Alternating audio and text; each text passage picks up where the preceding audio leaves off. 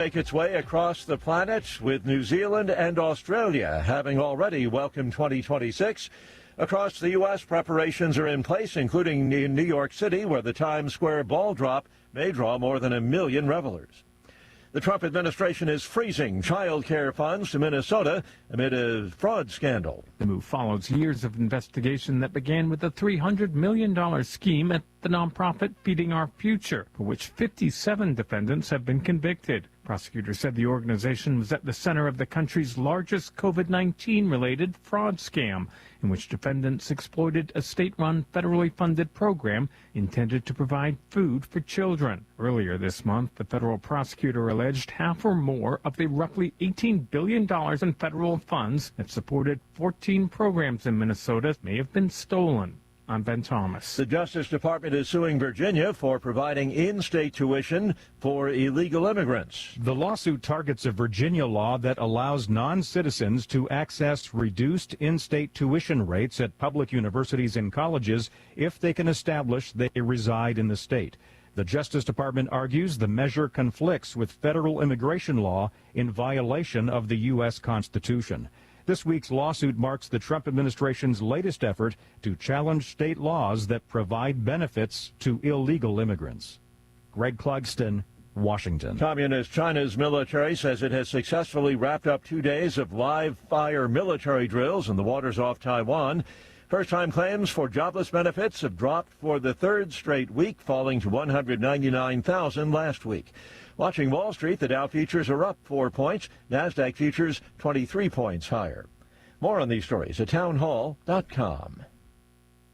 What if 2026 could be the best year ever for your retirement? It can, when you take control of your financial future with physical precious metals. Call Advantage Gold at 800-741-GOLD right now and get your free gold rollover kit valued at $49, yours just for calling. More Americans than ever are discovering the power of rolling over a portion of their IRA or 401k into physical gold and silver. With a simple, tax and penalty-free rollover, you can add stability, security, and strength to your retirement. In times of inflation, uncertainty, or market swings, gold has been a steady, tangible, proven store of value. And in 2026, it could be the key to building the retirement you've always imagined. That's why so many people trust Advantage Gold, the #1 rated gold IRA company in America for 10 years running. Call 800-741-GOLD to get your free gold rollover kit. Call 800-741-GOLD and let 2026 be the year you finally take control. Consult your financial advisor before investing. Call 800-741-GOLD. Trains are running through the tunnel again, but delays and cancellations are still possible. Power problems and a stuck train are being blamed for stopping rail traffic through the Channel Tunnel connecting the UK and continental Europe. Izzy and Jamie Gill are in Paris, waiting to get home to England. We came for my 30th birthday and we were supposed to go back on Eurostar, but everything's been cancelled. And we don't know about tomorrow. We have a 1-year-old at home with my mom and dad. I'm going to go outside. That's a great He's with his nanny. He's having a great time. Listen. It's just stressful. They managed to book a flight, but will have to wait a day. I'm Ed Donahue. The U.S. military says it has captured or killed more than 24 ISIS fighters in Syria this month. U.S. Central Command says it carried out 11 missions in the past 10 days alone, capturing multiple weapons stockpiles in the process. News and analysis, townhall.com. The government declares a temporary truce in a high-profile immigration case. In a court filing, the Trump administration states immigration officials do not plan to detain Kilmer Abrego Garcia again, as long as the judge's order banning it stands. However, Immigration and Customs Enforcement did make clear it would detain Abrego Garcia if the order is lifted. The Salvadoran citizen's case has become a lightning rod in the immigration debate. Earlier this month, U.S. District Judge Paula Zinnes questioned whether government officials could be trusted to follow court orders, barring them from taking Abrego Garcia into immigration custody or deporting him. I'm Ben Thomas. Greg Abel faces a challenge of taking over Berkshire Hathaway from the legendary Warren Buffett this week. Many regard Buffett as the world's greatest investor after he grew Berkshire from a struggling New England textile mill to the massive conglomerate it is today. More on these stories at townhall.com.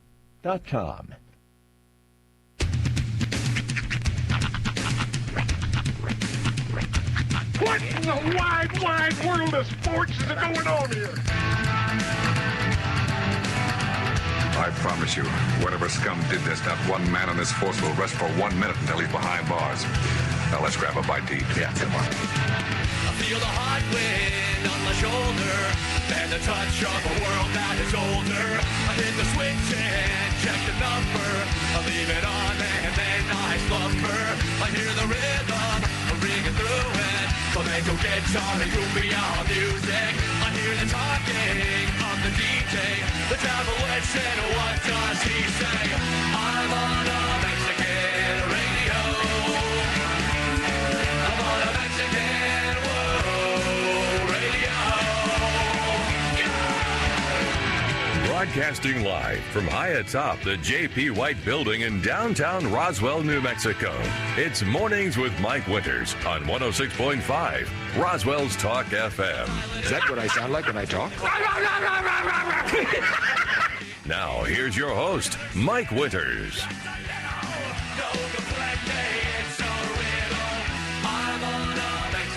And good morning, one and all. Welcome to Mornings with Mike Winters. I am he.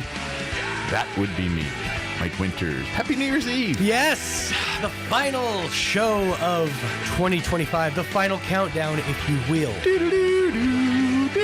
The one day we couldn't get it to play. Right. New system, it's never going to happen again. Never going to happen. And but yes, final show of the year. Technically the week. We're not doing a show tomorrow or Friday. We'll have Chris DeGaulle and I think Gil Gross tomorrow. It does seem kind of odd that, like, the very first day of the year, America collectively just decides, no, we're not gonna. Yeah. First chance to make a new impression, we're just like, we're just gonna shake off this hangover. And I'm gonna add this to the rule too. This harkens to the fair food rule, where if you eat fair food at the fair, it doesn't count. Calories don't count, right?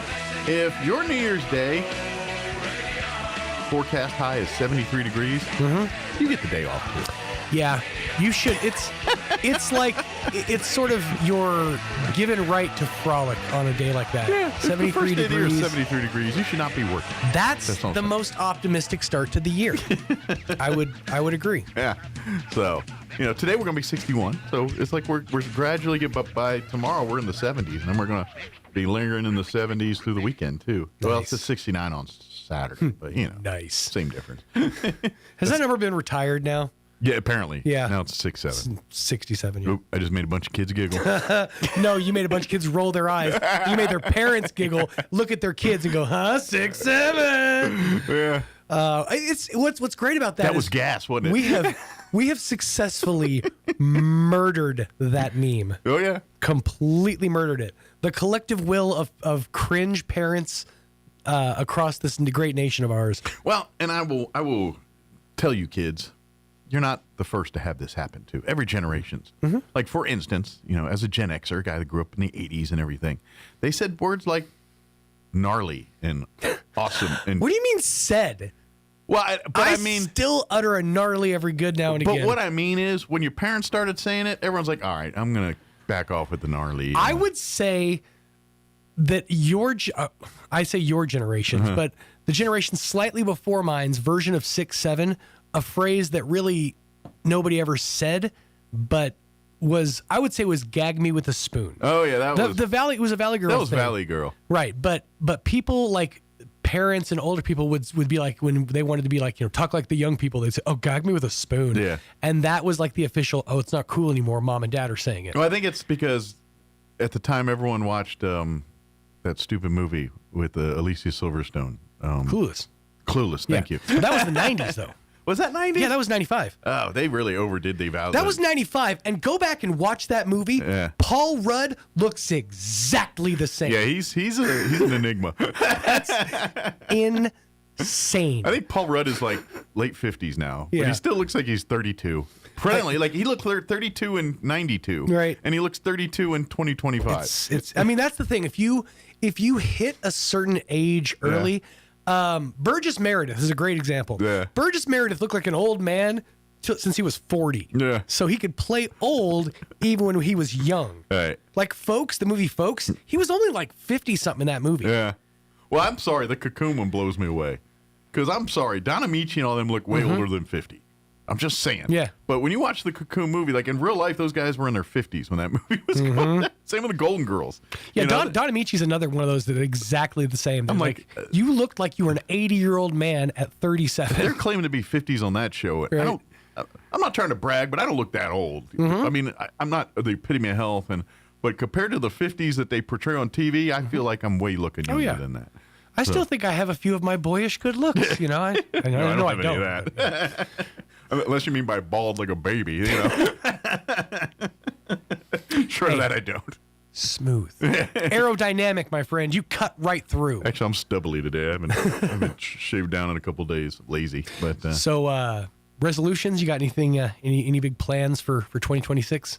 Be alive. Is this the year that Mike Winters finally turns it around? Yeah. Well, if you look at my list, it's like 2022 scratch, 2023 scratch, 2024 scratch. But yeah, 2026 will be it. This is it. This is your year. I've never been a resolutions guy. I'm just not. I'm like, I'm not huge on making them, but I believe in the power of an extra motivator. Yeah. Like I'm all for, if you can motivate yourself to do something and to be better, then cool. If you need motivation and this is the thing that does it, more power to you also. Yeah. I mean, I guess I think in the big picture, like, you know what? I'm not going to get as much involved in this year. I'm going to step up. You know what I mean? But short of like, I'm going to lose weight. I'm going to eat healthy. I'm not, I can't, you can't get me to commit to things like that. Like, okay. I read a list of attainable New Year's resolutions, and one of them was eating more citrus fruits, because citrus fruits have more vitamin C. Obviously, vitamin C causes it helps relieve wrinkles in skin and increases the moisture in your skin. So it's good for your skin health. It's not something simple. Grab an orange on the way out the door. Yeah, not a chocolate orange, Mike. I don't even like those. I love those. Those are so good. Because I have a history of eating fruit. That me and fruit. But maybe this is your chance, man. I don't like fruit. Maybe you can discover some new fruit flavors that you can enjoy. Unless I gotta be honest, only fruit flavors I like are usually ones made by places like Jolly Rancher. That's fair. I'm like, I love watermelon, Jolly Rancher. I love cherry, Jolly Rancher. Just saying, man. The scurvy's coming, all right? All right. I'm looking out for you. Well, that's why those Hostess fruit pies. I get blueberry ones, and that's like I'm eating fruit, man. I get my fruit in compote form. Well, okay. You know what? I can start easy. When I was in Albuquerque and everything, Kim's mom gave us a homemade jar of blueberry lemon jelly. So I will be partaking in that. That sounds delightful. Yeah, it's a jar. It's a little mason jar. And she goes, "You want it?" I was like, "Yes, I do." Every one of the words out of your mouth just now made my face do a different thing. Yeah. So I can start there. I'll have some toast with my blueberry. Nice. I think it's blueberry lemon. Yeah, that sounds fantastic. Yeah, there's a whole world of fruits out there that, like, we as dumb Americans have never really explored, like pomelos. Yeah, I was this close to bringing home a durian. Yeah, they had them at the Korean market. Do they? in Del City. Yeah, I just when my fruit looked like jackfruit and those things, like when my fruit looks like literally something out of Avatar, right? I really am like a little nervous about it. Jackfruit actually isn't sweet. It's not. I mean, it has an inherent sweetness in the juice. It just looks menacing. It's what vegans use as a substitute for pulled pork. Wow, that's their problem. Because it actually has a very similar consistency. That's their problem. I've had it. It's legitimately not bad. There is no way in God's green earth you're getting me to eat a pulled jackfruit sandwich. All right? Well, when you put it that way, you got to call it a pulled pork sandwich. As long as you put them quotey fingers up, you can say whatever you want. Yeah, and you know what? I saw this yesterday, and speaking of vegan and all this stuff, was, you ever see those things on, like usually Facebook, I see a lot, rate my plate, and there'll be somebody who puts their steak dinner or something. It's usually not good looking. Right. It's usually the steak looks like it's gray. It's like, how did you get that color gray on a piece of meat? But anyway, they had my Christmas dinner all vegan, rate my plate thing. And they had like pigs in a blanket on there. And someone said, that's not very vegan. It's pig. And someone said, no, those are vegan pigs in a blanket. I was like, why would you make a pigs in the blanket? Just eat the pig in the blanket. If you're that hankering for pig in the blanket, but you're so high and mighty about eating vegan. I think I might know what these are. Yeah. Because I recently saw a video. Apparently vegans have figured out like a marinating method to make carrots taste like hot dogs. And it's like a whole thing on TikTok of people, making their own vegan hot dogs. And no matter what they do to these things, when I see the girl at the end of the video bite into the hot dog and it snaps, I'm like, I'm sorry, that takes me I'm eating a carrot. Yeah, okay. Like on a hot dog, it's only supposed to snap on the outside. On the outside. It's not the inside. Exactly. When the whole thing's like, no. I don't know. It's a whole world out there. But my mindset is if you're that like dead set on eating a hot dog, eat a hot dog. You need to eat a hot dog. Yeah. You're not committing to veganism. Yeah. If you want to be really vegan, don't want to. And I gotta be honest. I'm not no health expert any way, shape, or form. But if you limit yourself to one thing, anything, that's probably not good for you. Right. You know what I mean? Like I'm just gonna eat. Okay, now let me Steve ask Jobs would probably still be with us if he just listened to his doctors instead of eating just fruit or whatever he did when he got his colon cancer. He basically starved his body of nutrients and died. Right. Let me ask you this, because this is sort of a thing that bridges the gap between veganism and just regular food. Yeah. Portobello mushrooms. They can be made and grilled to mimic and taste like a steak. Is that something that you could... I will eat it, but don't call it a steak. I'm sorry, it may look like a steak. No mushroom on this planet is going to taste like a piece of beef. It just ain't. Okay? Don't pee on my leg and call it beef. Yeah. I'll eat it. It's fine, but let's call it what it is. A grilled portobello mushroom. Don't lie on me. Pee on my leg and tell me it's raining. Don't sit there and say, this is a steak. It ain't nothing near a steak. Hey, we said steak. We use the quotey fingers, all right? We're legally sound. Just because you poured A1 on it, don't make it a steak, all right? You got to dry age it. You got to marinate it for a period of time. Yeah. And it's all about the seasoning and if you can get that crust on the outside. But if someone can replicate it and say, hey, it tastes like a steak, yeah, I'll try it and eat it. But when I'm on a steak, don't slap me a portobello mushroom and call it a steak. Don't do that to me. I feel like we need to set Mike up with a mimic meal. just to have these experiences. Well, as long as I know going in, and you just, hey, we tried to replicate steak. What do you think? All right, it's not bad. Don't taste like steak. I'm going to be honest. When I was like the closest thing to vegetarian or vegan I ever was when my mom was pregnant with my little brother. We had to completely change our diet because she had gestational diabetes. So we ended up not eating red meat. We bought the Morningstar Farms or Boca burgers or whatever. Yeah. And those were good, but they never tried to be beef. Right. Like they weren't out there saying, we're trying. We're a veggie burger. And to be honest, now I've only had fake burgers done cooked by someone other than me, like food trucks or like Burger King or something. And every one of those I've had, they're all right. They weren't. I ate it. I had a pleasant experience. Enjoyed it.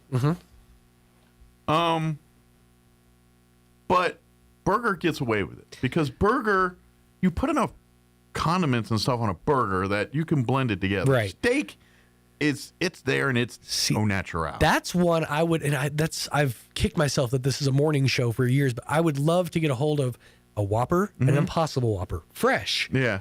And have you do a blind taste test to see if you can figure it out. Yeah. Figured out.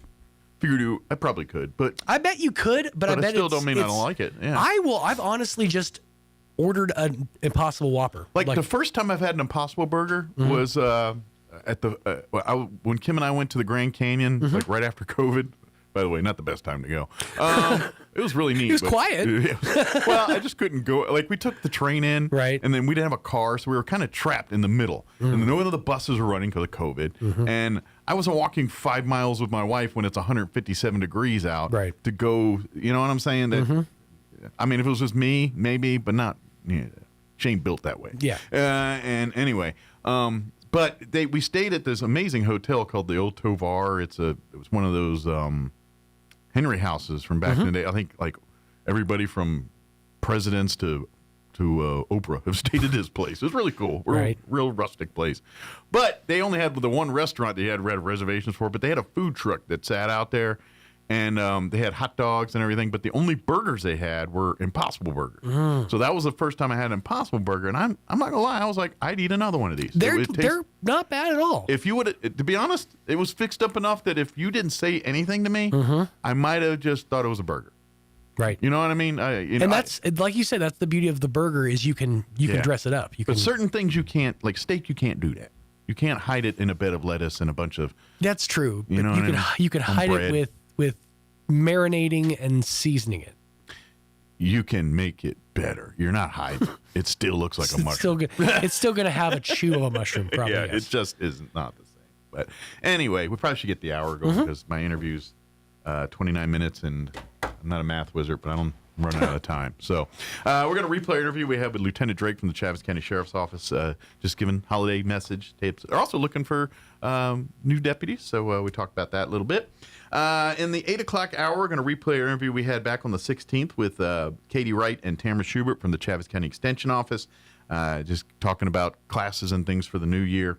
And then in the 9 o'clock hour, we'll have the folks from American Legion Post 61 join us, Commander Lee, Auxiliary President Jen. I know those two for sure will be here, and just kind of give an update on what's going on there as we ring in the new year.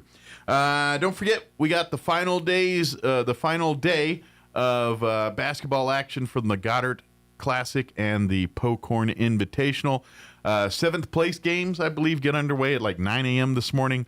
All of the Goddard Holiday Classic tournaments are going to be at the Goddard Gym today, and then all the Pocorn is going to be at the Roswell High Gym. Their 7th place game also, I believe, starts at 9 a.m. Again, respectively, Pocorn at Roswell High, Goddard tournament at Goddard High, all one gym for the rest of today. And I believe they'll do the championship games here at, I think, 1 o'clock today.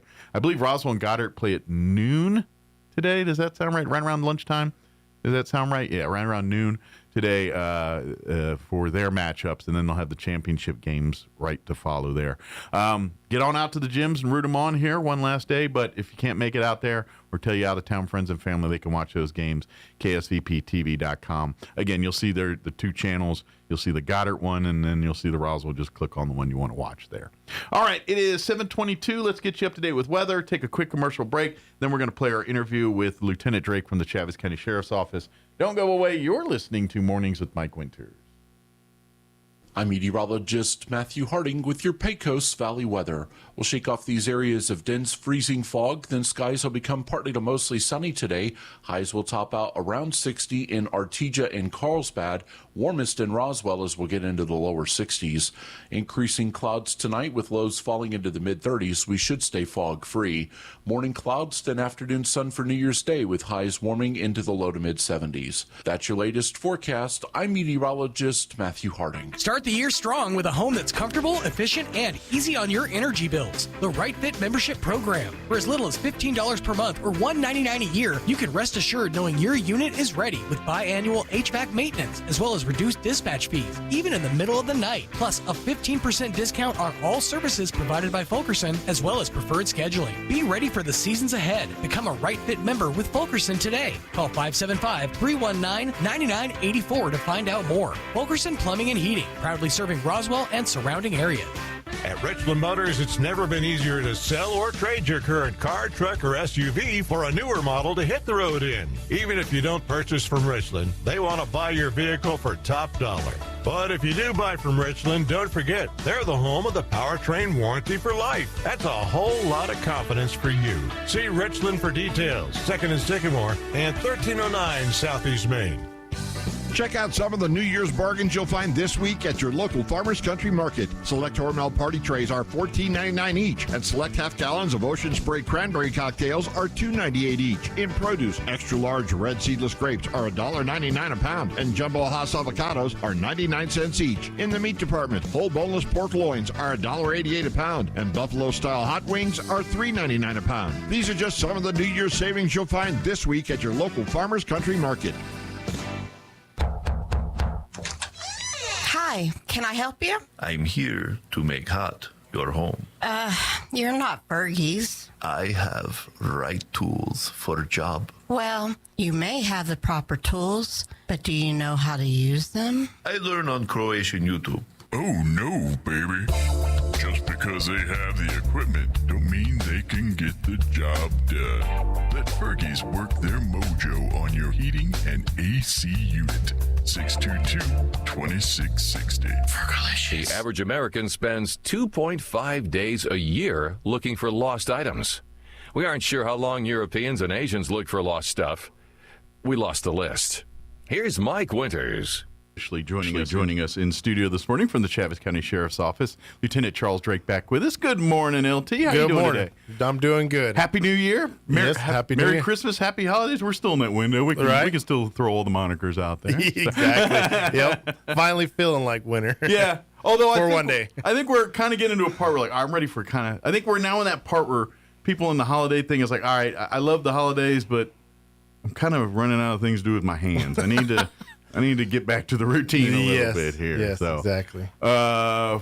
Fortunately or unfortunately for you, that's probably not really a thing. Your day's the same, whether it's Hanukkah, Christmas, or just Tuesday. It's yes, it really pretty is. much the same. But that being said, how was the Christmas holiday as far as from the sheriff's department perspective?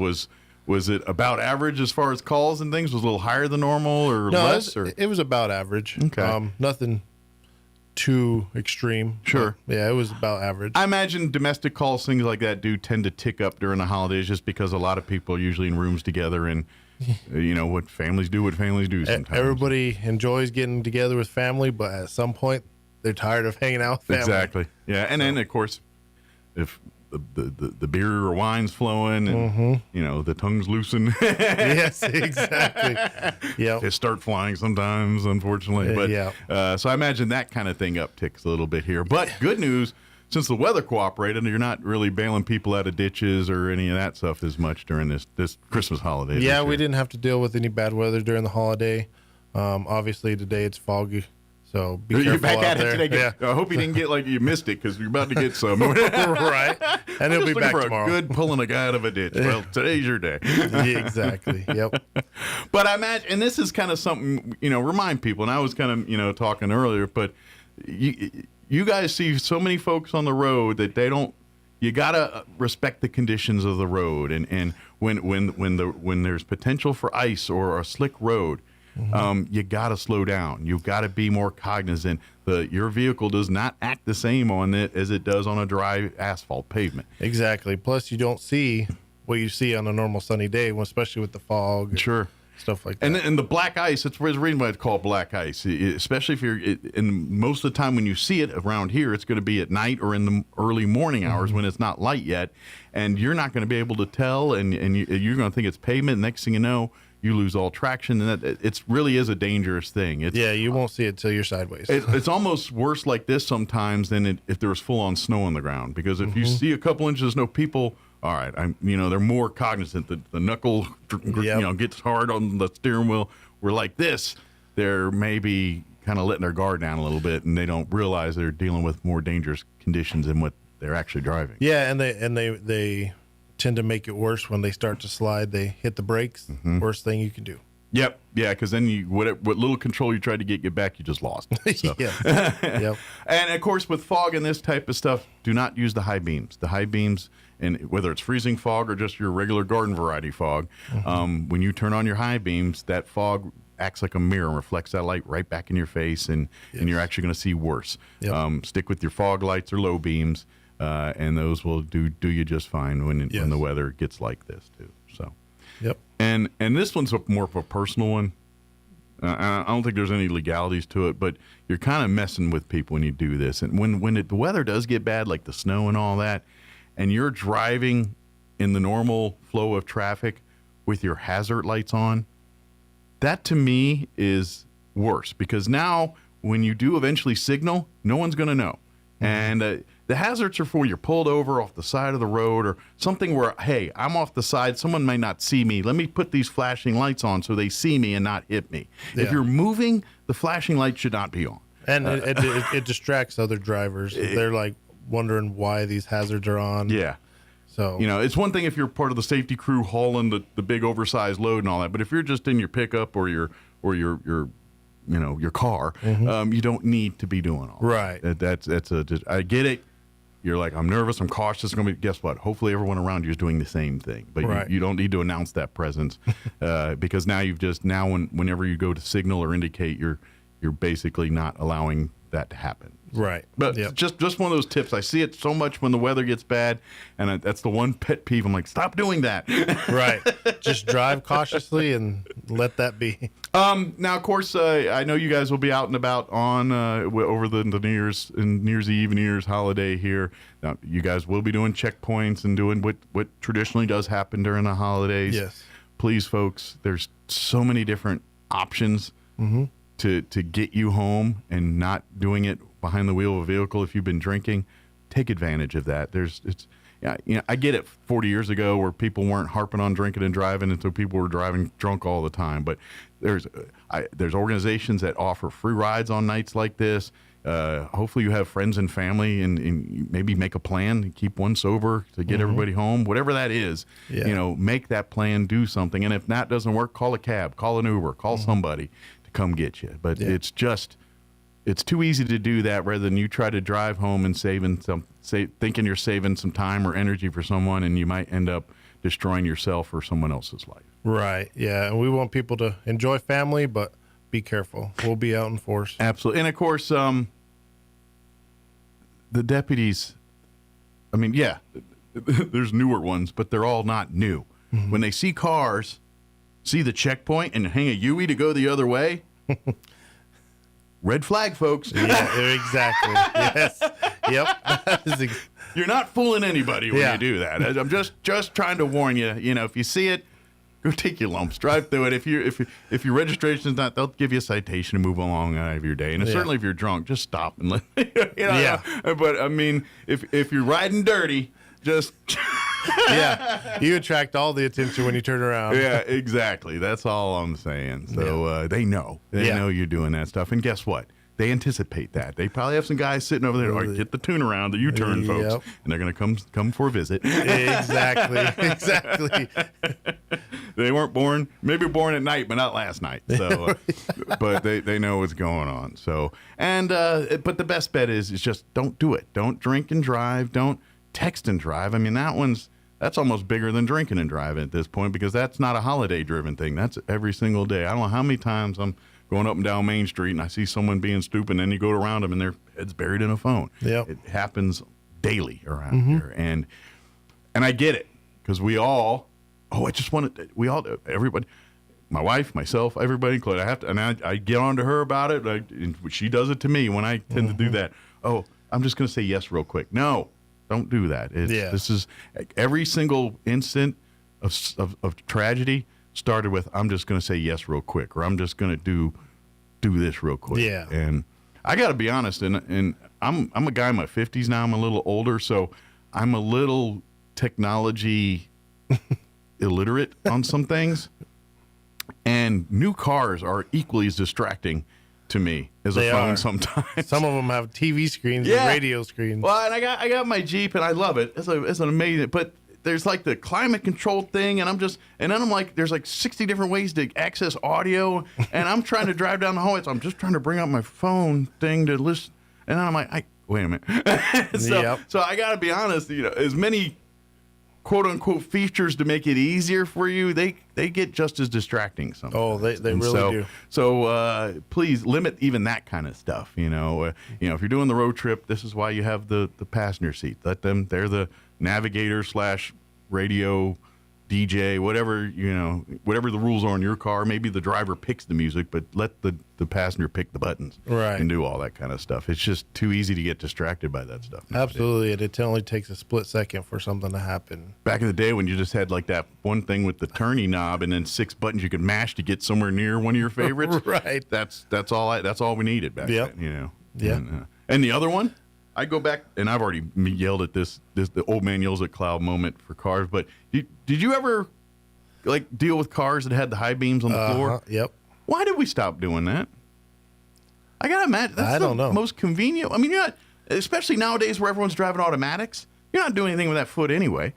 Stick a high beam on there, right? Just saying. Well, and some of these cars they automatically do the high beams and don't. No, I don't want all that. Yeah. I want some control in my life. I don't want. I mean, it's bad enough the cars now drive themselves and lane assist, and I don't know. My wife's car. We were coming back from Albuquerque, and it was windy. So any little time that the wind blew us a little bit, you should take a break. You should take a break. You should shut up. But that thing's telling you. I mean, I like convenience, but it's getting too much. Well, and those automatic high beams, sometimes they don't recognize the car coming at you. Right. So you're blind and the person coming at you. Yeah, now you're getting a thing, and it's like, uh-oh, am I going to get a fight with somebody? Because it's not me, it's the car. Yeah.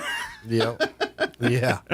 But anyway, that my whole point of getting the joke is don't do this stuff. Certainly don't drink and drive and do that kind of stuff. I'm very curious. Now that we're talking, I'm jumping back and forth on you, but one of the big problems during Christmas is property crimes. People breaking into cars. How was that this year? Was it a little lower, a little higher? Is it about the same? I think it was a little lower. Okay. Just because we didn't have the weather. People going out and starting their cars. Yeah, you know what? That's true too. I didn't think about that. With the cold weather, be cognizant of people can drive around and see the steam coming off your muffler. So make sure. I think when the sheriff was here last time, he said they call them smokers. Yeah, that was the term the term used. And it's and again, this is where technology can be your friend, because if you buy one of these cars that tells you need to take a nap and everything else, generally speaking, they have like a remote start, keep the doors locked. You push the button, and then when you're ready to get in the car, the key recognizes it and do everything else. But if you don't have that technology, then don't do that. Lock the doors after you start. The beauty of that is if you got a real old car, you can leave the key in the ignition and run the car, and then use your round key to lock the door. Exactly. Yep. See, but if you're in that creamy one key everything, you might be a little in trouble on this one. But if you're old school with the 2 keys, and if you're even more lucky, it's manual, so most people don't know how to drive. That's true. Yeah, if it's a stick shift, then that's kind of a built-in security. Yeah. Next to the club. People laugh at the club, but I bet it's stopped more just for the mirror. Oh, I'm even gonna mess. They look at it and see it. It's like, are you kidding me? Nah, I'm not even gonna. Yeah, exactly. Because that's basically what we always talk about during Christmas. A lot of these crimes are crimes of convenience. If you're sitting there in your car and all your presents and valuables are sitting there in plain sight, someone's just going to break a window and take it and be gone. That's why they always tell you, at least bury it in the trunk, or if you got an SUV, right, and look in, put blankets, put a bunch, make it Sanford and Son back there, put a bunch of funky Coke bottles or something. I don't care, but don't make it same. Like at this point in our world, I wouldn't even leave change in the cup drawer anymore. That's enough to get someone to say, hey, there could be $5 in there or whatever it is. I wouldn't even mess with that anymore. Just leave that stuff out. That's why we, especially when you're going to shopping centers, malls, places where there's a lot of cars. 9 times out of 10, those guys just walking up and down rows, jiggling doorknobs, seeing if it's, and they, every once in a while they hit a pay dirt, and they'll just ransack through there, even if they don't get anything. Now you got the inconvenience of someone just ransacked my car and everything else. Exactly. So that's why they tell you to do all this. Yep. So it's just the same thing with your property too. Really, I mean, if you leave things sitting out in plain sight that maybe looks tempting, then people are going to probably do something about that. Yeah, exactly. And I imagine you see that a lot out in the county, especially like tractors or farm, things like that. That, I mean, obviously not the ones you got to hook a semi truck to get this thing out of here. But but I mean, I would take a stab if you're leaving your tractor out there and it's a key turn star or I'm sure it's a matter of time for some tweaker's going to go out there and steal it. Yep. Trailers are a big thing. Oh yeah, I know. That's even like Albuquerque. I know that that was I know last year about this time they were having a big rash of people staying at hotels and whatnot. And if you had like one of those little cargo trailers, they were stealing those and shop them out in the desert and everything else. Like it was a whole racket on that stuff. And I'm sure it's still going on. Oh yeah, that's a whole other ballgame. Yeah, there. but do you guys deal with some of that kind of stuff on this stuff? I mean, we don't deal with the car thefts and stuff as much as they do, but certainly the other crimes we do, right? I mean, it's not obviously as much, but we do deal with those crimes. Theft of fuel. Mm-hmm. The farmers have fuel out there. People a commodity that can be reused a lot is stuff that people want to take. You know, it's like, hey, I can't afford gas, but I can suck some out of some guy's another tractor. thing that we have a lot around here is pecans. Yeah. That's people's livelihoods. Absolutely. And people think it's on a tree and out there it's free, and it's like, no, it's on my property. Yes. I agree, okay, if it's a wild pecan tree, then knock yourself out. But if it's on someone's private property. Right. Yeah. It's in the middle of a pecan orchard. It's probably not. Yeah, when there's like 30 more followed by them sitting there in a nice, neat row, someone owns that. Right. Yeah. Yep. But even if it's some guy's backyard and there's one tree back there, if it's on someone's yard, it's their nut tree. They can do it. If they want to let them fall and sit on the ground, God bless them. That's their. And if you want them, then maybe be neighborly. Say, hey, I noticed you just let all your nuts fall on the ground. Can I have them? Exactly. Yep. I know guys are giggling. They're full head off right now. I am too on the inside, but I'm supposed to be professional. Yep. But it's just common sense. Do a little bit of thinking on that. But again, just be mindful over the next couple of days here. Don't drink and drive. Don't do all that. As far as other stuff in the sheriff's department, I know you guys are always looking for new folks to be a part of the sheriff's department. I believe you guys have a group going off to the academy here in the first part of the year, don't you? The next batch going? We have one going off. Oh, one person, so I say batch of one. Yes. But the next class will be starting up here at the first time of the year. Probably a little late to get into this one. Yeah, it is. But now's the great time to start the process to get you into, was it around June or so is the next class? Yeah. To get into that next class. And this is the great part about, you don't fill out an application and say, all right, good job, and then they send you to the academy and good luck to you. Obviously, there's going to be background checks, both criminal, mental health, the whole nine, making sure you are of sound mind and body to become a law enforcement officer. Yeah. The body part, they'll work with you on. If you can't quite do the push-ups and pull-ups, that's the beauty of it. Yeah. They're going to make sure that you're in shape to graduate from the academy. And plus, they use this time to really, because they get it.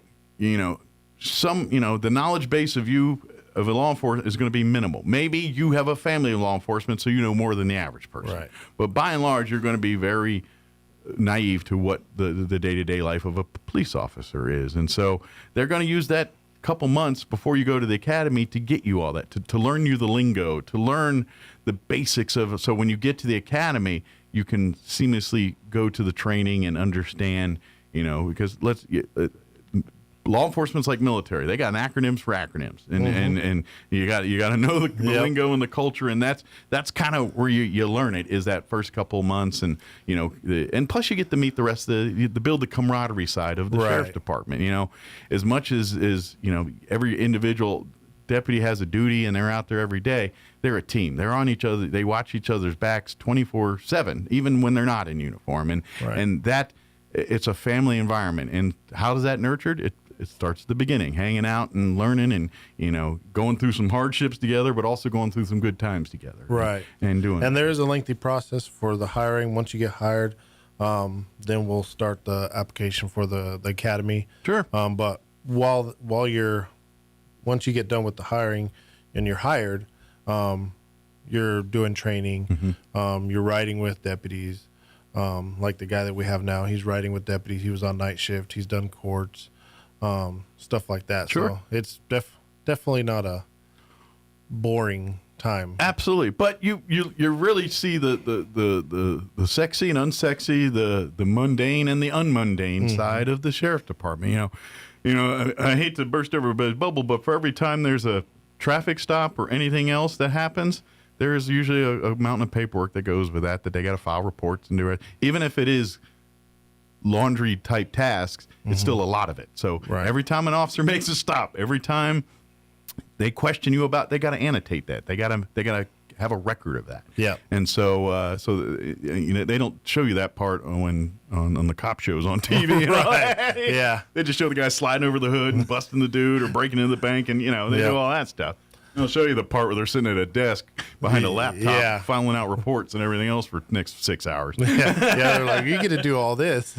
Oh, wait, but there's 90% of the paperwork that goes with it. Absolutely. And that's where you learn. But then you also learn all facets of law enforcement. So you come in now, it's like, hey, I love the canine stuff. Once I graduate, I want to steer my interest to canine, or I want to be, the SWAT guys, or I want to do. I mean, all deputies are deputies first and foremost. They ride the beat, they serve and protect, but they're specialized. You got your canine guys. Anytime they need to search for someone or they need to search for drugs, and guess what? We got to call them out. Obviously, anytime there's a heightened situation where there's risk of life, the SWAT guys are there to serve and protect, and they'll.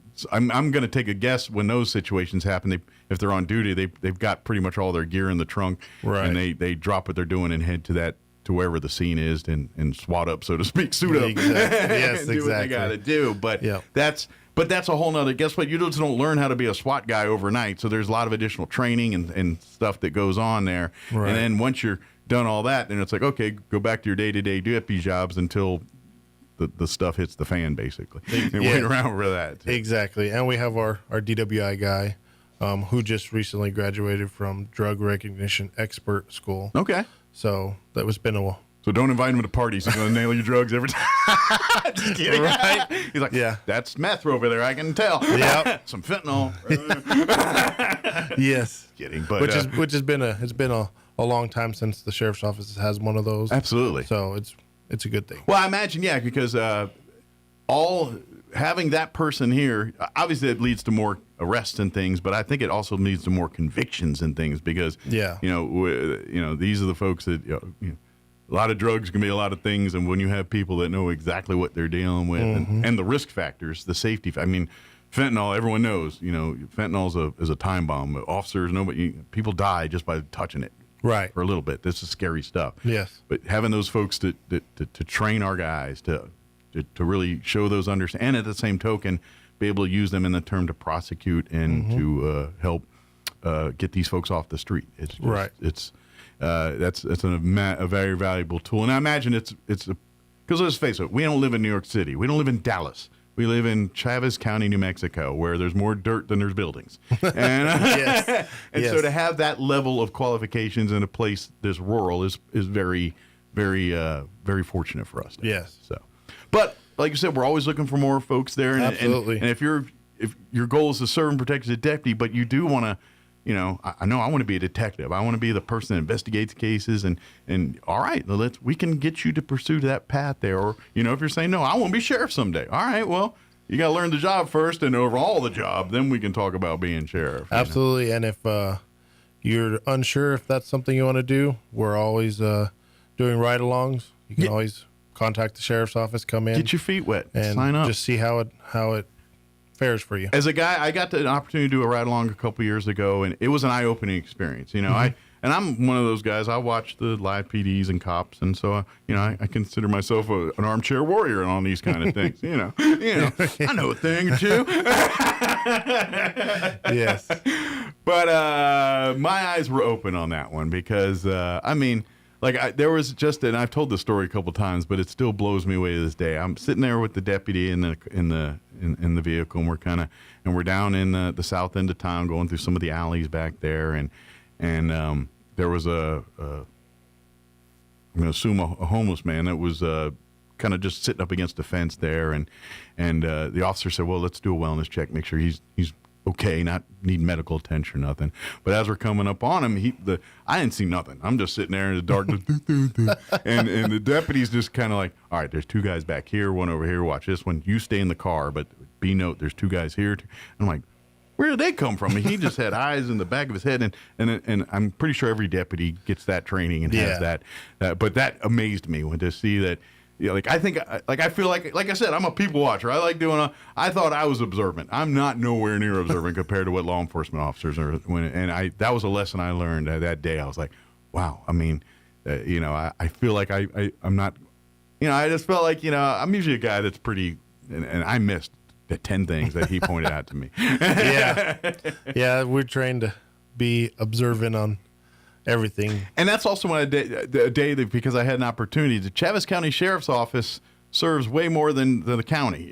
We live in a rural area. We were just talking about that. And there was an accident, a single car accident in Roswell County, halfway to Vaughn. And guess who gets to respond to that? Chaves County Sheriff. Also, Roswell Fire and Rescue. Yes. Those guys. Now, it turned out this guy was ended up being a drunk driver, and he fortunately hurt nobody or himself except that car. It didn't look good, but right. he just basically went off the road and hit one of those, moguls and hill areas you hit from time to time out there, and Dukes of Hazzard ended off into the thing. But anyway, that was 45 miles outside of town, and that was one part. I got to be in a cop car that got well over 100 miles. That was cool. I ain't gonna lie.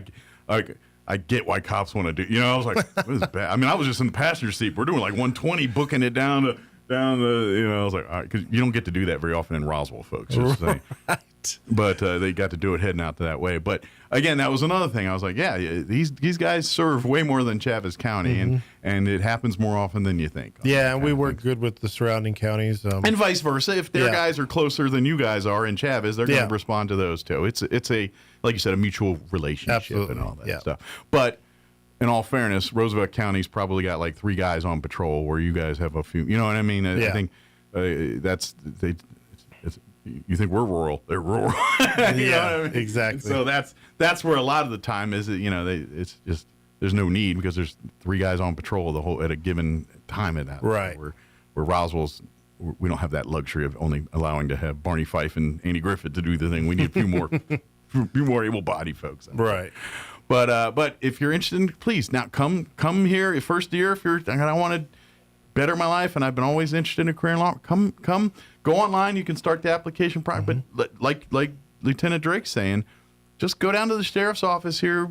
Come down today and say, hey, I've heard I'm interested. I'd like to sign up for a ride along. What do I got to do? And they'll tell you all the stuff. Sign a waiver, pick your day, and they'll let you. Highly recommend. You want to hit the night beat.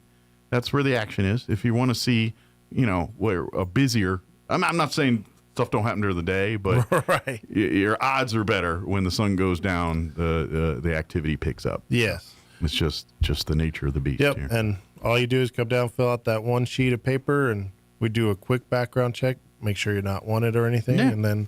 And it's a lot of fun too. I mean, if it's as a guy that you guys, it's.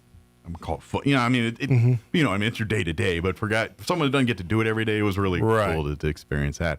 And one thing I also learned from that is we have an amazing community of businesses and things because those guys they go on their lunch break, they didn't pay for dinner. They go into Domino's Pizza and they were like, your money's not good here, and they just give them free pizza. Yeah, and it goes to so amazing that they do the that. checkpoints and stuff. We have people donate and companies donate the drinks and food for the checkpoints. But it just made me happy to see that, especially because I knew there was just a given Friday night or whatever it was, and these handful of deputies come in and literally they're like, and they're like, do you want anything? I was like, no, I'll pay for mine. I'm not you guys. I'll pay for my sandwich. But they're like, no, and they're so thank you to those businesses that support our law enforcement and do that for our sheriffs, our RPD, state, all our guys in blue here. We do appreciate that. Yeah. So that's really cool to get to do that. I know we're running short on time. Is there anything you guys want to cover that I sidebarred and sidetracked us on or anything? No, just enjoy family and be safe out there. That's the main thing is we want you guys to get home to your families. I'd like to quote my sorry, Kim, I didn't mean to do this to you. Just apropos moment. I'd like to quote my sister-in-law who just passed. Make good choices. Yes. she told my niece that every time she goes out, make good choices. Yep. And that's the best I can tell you on this one is when you go out and celebrate, have fun, but make good choices. Exactly. You make good choices, you're going to live to see day one of 2026. Make good choices. You don't have to meet us and that aspect. Not that way, instead you can meet them at the, at the fair or at exactly McDonald's or something where, where you come in. And by the way, I'm also going to give this note to folks. If you see firefighters, cops, or EMS guys, all a bunch of cars out in front of that restaurant, you stop and eat. I don't care what it is or where it is, but if you see a bunch of cops, firefighters, or law enforcement, the food's good in that building. Right. They know. Yep. And so that's, like if I was a restaurant, I'd buy a fire truck and just park it out there. You know what I'm saying? And put out, just people think, there's always law enforcement. That food must be good. Yeah, we don't miss many meals. But I'd also buy radio advertising restaurants. So we don't need to buy radio. Just buy a fire truck. Yes.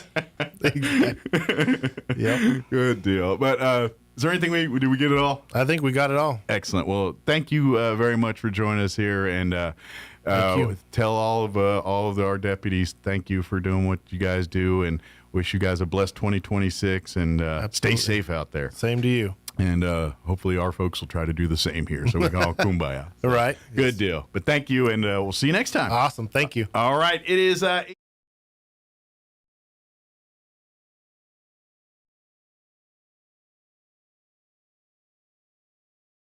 Valley News Updates. I'm Jared Cirillo. A reminder that City of Artesia offices will have holiday closures these next 2 weeks, and that also includes Carlsbad, Roswell, and county offices. Offices will be closed to the public in Artesia at 1 o'clock today, and they will be closed Christmas Day and on Friday the 26th. Additionally, next week will be closed on New Year's Day. Lee County authorities continue investigating a deadly crash that took place near Highway 62-180 and Whip Road.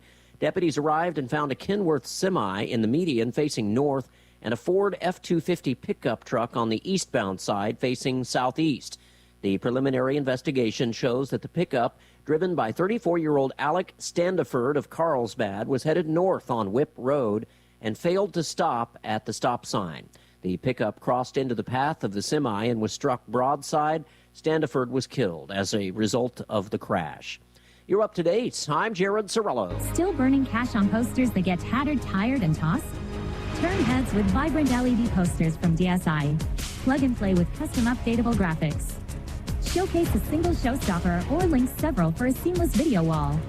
For over 27 years, DSI has helped New Mexico businesses communicate smarter with printers, IT support, AV, and more. Ready to elevate your message and cut costs? Call 888-386-7834 or still burning cash on posters that get tattered, tired, and tossed? Turn heads with vibrant LED posters from DSI. Plug and play with custom updatable graphics. Showcase a single showstopper or link several for a seamless video wall. For over 27 years, DSI has helped New Mexico businesses communicate smarter with printers, IT support, AV, and more. Ready to elevate your message and cut costs? Call 888-386-7834 or visit dsinm.com today. To Amarillo, Palo Duro, 8270, Roswell 6-5. That starts at noon today at the Roswell High Gym for third place. At the Goddard girls basketball tournament, it was Roswell falling to Lovington 47-41. Won the Coyotes, are 7-3. Goddard is 6-6 after falling to Hope 51-41. Game time today is at 1:30 at Goddard. The sports report brought to you by DSI. Call DSI for all your office technology needs. I'm Eric Butler at Roswell Talk FM 106.5. With the Wall Street Business Report, I'm Bill Alexander. Stocks fell slightly on Wall Street Tuesday. With just one trading day left before the year ends, most big investors have closed out their positions, and volume has been thin. Every major index is headed for a double-digit gain for the year. The White House cannot lapse in its funding for the Consumer Financial Protection Bureau. A federal judge ruled on Tuesday. Judge Amy Berman ruled that the CFPB should continue to get its funds from the Federal Reserve, despite the Fed operating at a loss, and that the White House new legal legal argument about how the CFPB gets its funds is not valid. U.S. home prices rose in October at the slowest annual rate in more than 13 years, and a sign of improving affordability in the long-struggling housing market. The Attorney General for the U.S. Virgin Islands has sued Meta Platforms, accusing the Facebook and Instagram owner of deliberately profiting from advertisements for scams and failing to keep its social media platform safe for children. For the Wall Street Business Report, I'm Bill Alexander in Washington. It's Mornings with Mike Winters. He's portly, short, balding, short-sighted, and long-winded. Sorry, ladies, he's taken. Here's Mike Winters. All that's true. Good morning. It is 7:59, closing in on 8 o'clock. Town Hall News about to hit the airwaves here in just a few seconds. Stay tuned next hour, about 8:15 or so. We're going to replay our interview we had with Kitty Wright and Tamara Schubert from the Chaves County Extension Office, talking a little about some of their new classes, new things happening in the new year. So that's coming up next hour. We'll have the folks from American Legion Post 61 join us in the 9 o'clock hour, give us an update on what they've got going on there. It is 8 o'clock. You are listening to 106.5, Roswell's Talk FM, KEND, Roswell, New Mexico. We'll be back on the other side of news. Don't go away. Breaking news this hour from Town Hall. I'm Rich Thomason. We've turned off the money spigot, the words of Deputy HHS Secretary Jim O'Neill, announcing all child care payments to Minnesota have been frozen. The action comes amid allegations of fraud on a massive scale. Assistant HHS Secretary Alex Adams. My office, ACF, provides Minnesota $185 million in child care funds each year. That money should be helping 19,000 American children, including toddlers and infants. Any dollar stolen by fraudsters is stolen from those children. HHS is demanding detailed information from Minnesota Governor Tim Walz about child care centers in the state that receive federal dollars. That includes attendance records and licenses, complaints, investigations, and inspections. Amid the heavy snow and ice and the fierce winds that have buffeted the Great Lakes and the Northeast, now bone-chilling cold is settling in for a spell. The northeastern quarter of the country will primarily be the focus for the coldest air as we go through the rest of the week. This will include New Year's Day and also the first couple of days of the new year. Andrew Orison at the National Weather Service says you'd best bundle up if you'll be heading out to celebrate the new year. More than 1 million people may turn out in New York tonight to watch the world-famous Times Square ball drop. Security surrounding celebrations in New Orleans will include hundreds of National Guard troops deployed to help police keep the peace. 3 hikers have been found dead on Southern California's Mount Baldy. Authorities say that one of them, a 19-year-old man, had fallen 500 feet. The Kennedy Center ends the year with a new round of artists canceling scheduled performances after President Trump's name was added to the iconic cultural center. The institution's president suggests those performers are engaging in political theater. Wall Street, Dow down 65 points. More on these stories, townhall.com. Here's an important message from the Diabetes Solution Center. Do you like pricking your fingers to test your blood sugar levels? No one does, but it's important to maintain your health. And now, by wearing a small remote device called a continuous glucose monitor, or CGM, you don't need to prick your fingers anymore. It's easy to use and helps you make more accurate diabetes treatment decisions. If you are testing your blood sugar 3 or more times daily, injecting insulin, or using an insulin pump, call the Diabetes Solution Center right now. And if you have Medicare or most major insurance coverage, you may be able to get a new CGM at little to no out-of-pocket cost. Shipping is free, and we'll even bill your insurance company for you. If you are testing your blood sugar 3 or more times daily, injecting insulin, or using an insulin pump, call the Diabetes Solution Center right now to learn how to end the painful finger sticks and get your own continuous glucose monitor, or CGM, at little to no out-of-pocket cost.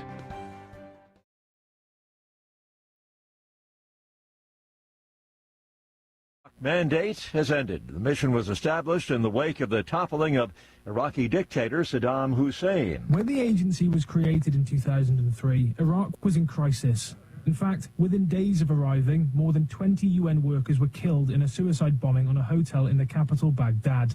Fast forward 22 years, and assessments of its success vary.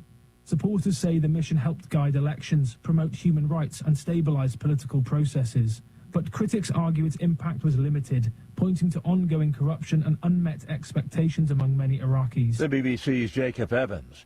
Surveys have Chinese factory activity expanding for the first time in 8 months this month as orders picked up ahead of the holidays and builders rushed to finish projects. The official Purchasing Managers Index for manufacturing rose to 50.1 this month.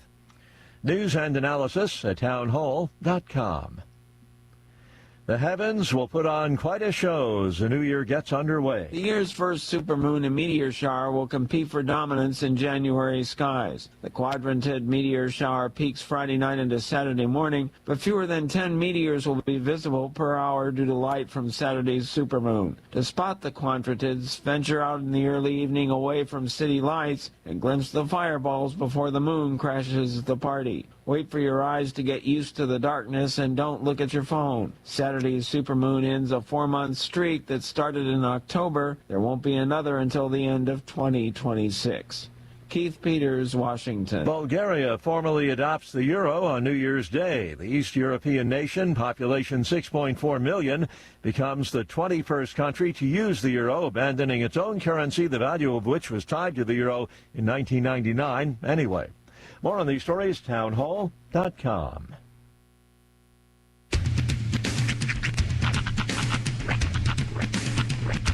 What in the wide, wide world of sports is going on here?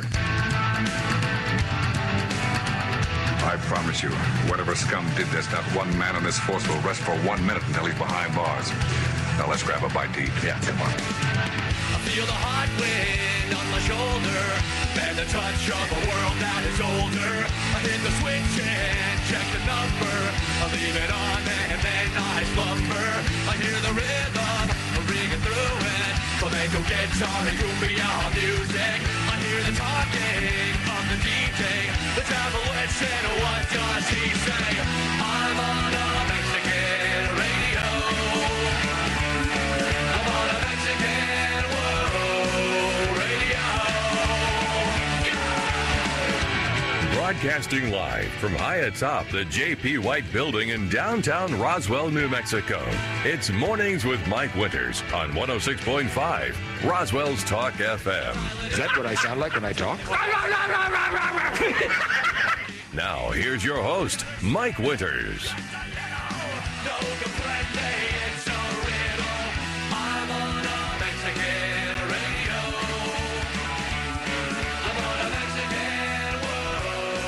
And good morning. It is 6 minutes after 8 o'clock. Welcome to hour number 2. The Deuce.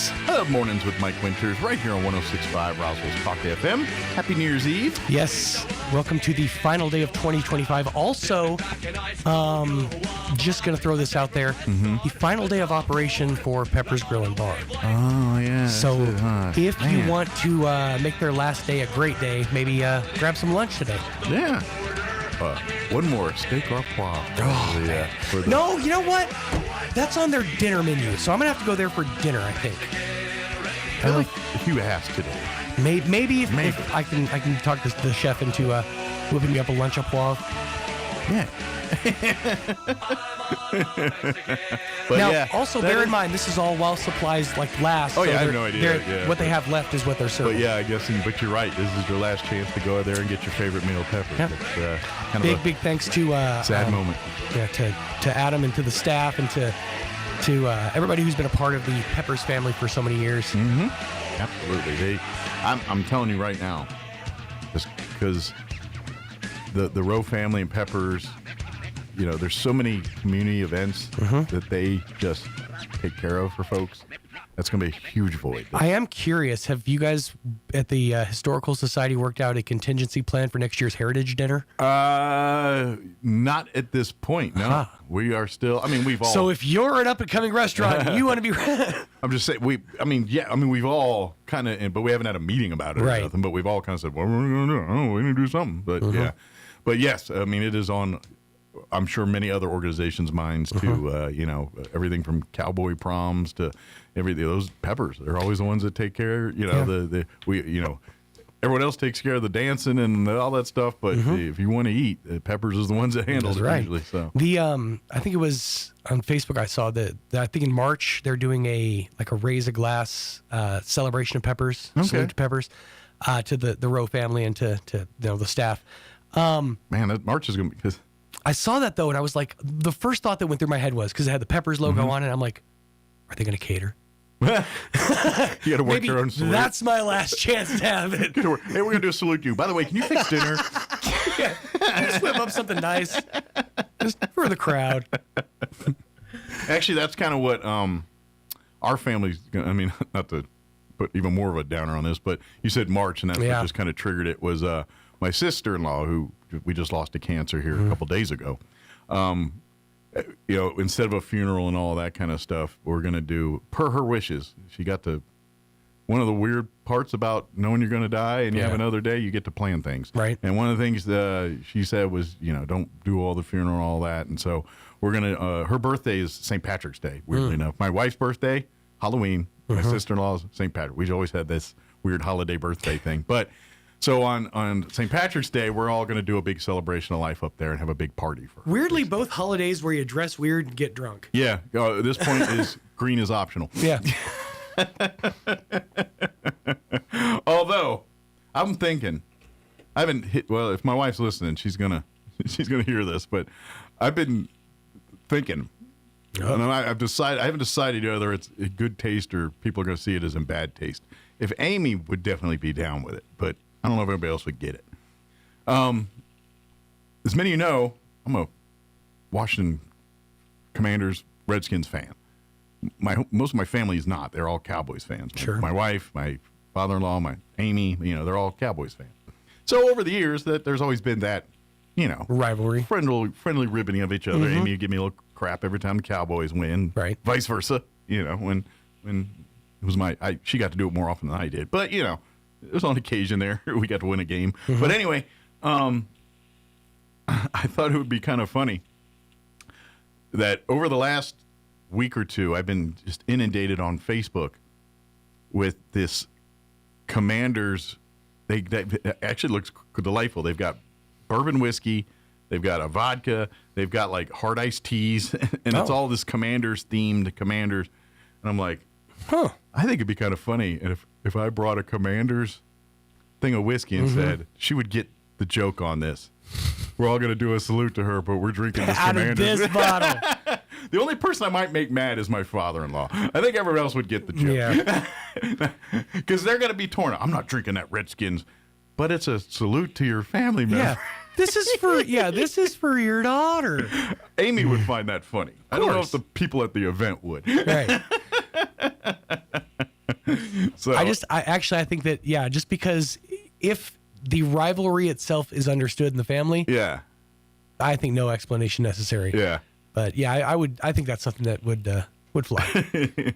I just think it would be. But my father-in-law, who's kind of a whiskey bourbon connoisseur, he does enjoy. He kind of, when like people that do that. Anytime there's a new, here's the new Yellowstone whiskey. Here's the new Landman whiskey or whatever it is. They're all about that. So I'm like, does he own any Blantons? I'd be curious. So. I'd be curious to find out because Blanton's is one of those like special reserve, like $100 a bottle. He's got some of that stuff. Yeah. There's, and they get gifted. And, my it's like Scotch heads. That's if you know anybody who's like super into Scotch, you can just like gift him a bottle like Glenlivet 11 or whatever. And then he's got a few of those bottles that got stories like the one about the sat in an oak barrel on an ocean ship and floated around the ocean for 6 years before we cracked this bad boy. He's got a few of those. That's when they charge $1,000 for a bottle of whiskey. He's got a couple of those. I don't think he bought them per se. I think they were gifted. Well, he might get a little like snooty about it, but I think that if you're a true bourbon fan, you're ready to try pretty much everything. And I'm going to take a stab that if you're slapping your bourbon, a Redskin logo on your bourbon and selling on Facebook, probably not the best bourbon in the world. It's not going to be like high quality, I'm imagining. Probably not going to be what we call shelf. But it's worth it. Hold on, I got a text. Is this? Oh, that's something else not related to the show. I thought someone maybe was texting about Commander's booze, but not related. Like, I got a connection. I didn't recognize the number at first, and then I started reading. Oh no, this is something else. But yeah. Anyway, so changing gears. I started watching the last section of the Stranger Things here. I saw the first two episodes of this last 3. By the way, I checked. The final episode releases at 6 p.m. our time today. Oh, so it's not out yet. See, I thought it was at midnight tonight, like last night. I just looked on Facebook, Okay. on Netflix, and it said, it gave me Central Time, so I did the math for you, but he said releasing 7 p.m. Central Time today. Gotcha. So 6 o'clock our time. There you go. So that's if you want to catch that. So now, I've got one more left of the other one and that one. So I got 2 left of Stranger Things. But part of me is like, do I wait until here's this the other thing. one comes out and just watch them both together? If you want to entirely avoid spoilers, you're Yeah. going to have to start it at 5:59:59. Yeah. Because guaranteed the second it's over, people are going to be online going, I knew it was no. Yeah.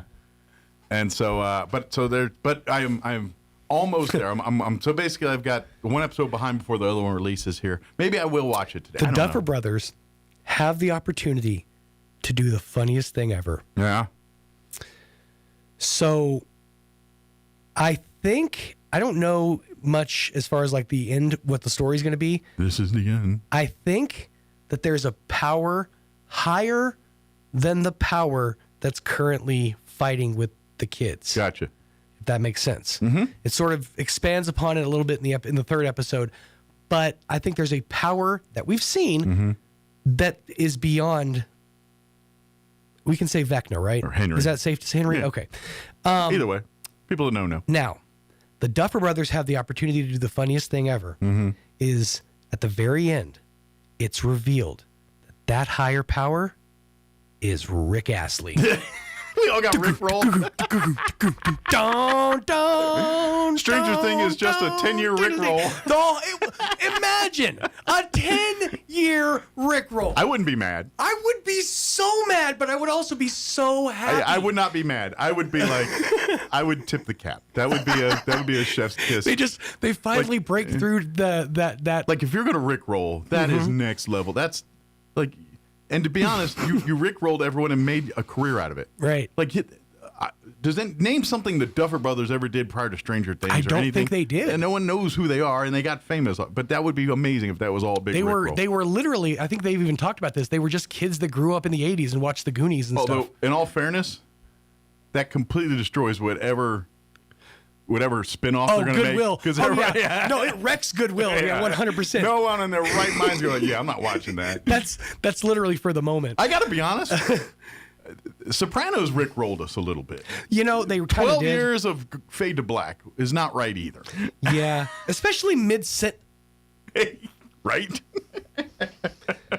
Like, and to be honest, that thing has made me so mad because years later, people I just literally saw something 2 days ago about the Sopranos ending, and this angle was I can't remember the actor's name, but he's Terminator 2. That guy. I know who you're talking about. Anyway, it was an angle where he's the one who killed Tony at the end. What? Like his character. Really? Not Terminator 2, but Right, his character yeah. in Sopranos. Yeah. Terminator 2 killed him? No. I was just looking this up while you were talking about that. Before Patrick. Stranger Things, Something Patrick? Yeah, Robert Patrick? Robert Patrick. There it is. Yep. Before Stranger Things, the Duffer Brothers wrote and directed the 2015 horror film Hidden, which led to working as writer-producers on M. Night Shyamalan's series Wayward Pines. Oh, they got Shyamalan. Yeah. Which makes the Rick roll even more likely. But that's so that's the that's or they the can only Men thing in they Black really us and we just go, we're all in little marbles and something just kicks the marbles at the end. Oh, that was I felt insulted at the end of Men in Black. Like I really felt insulted. But I am I'm reeled in. I like they do an amazing job. Even though this last couple episodes, I feel like it feels like 70 different plans are going on at once right now. It's like y'all need to. It's like, and so I'm like, I'm gonna take a stab. Now again, I haven't seen the third of the, so I imagine that's probably answering a lot of what I'm having here. Right. So some people already know Well, this, here's but I'm just like, I feel like it is going to come into play. Like everyone did their thing for a reason. It's Right. but at this point, I'm like, it seems like y'all are just trying to do the same thing in 12 different places right now and learning different stuff. And kind of that's what they're doing. But here's the thing that always makes me laugh is they're off doing their own things like for the entirety of the season. They finally come together, right?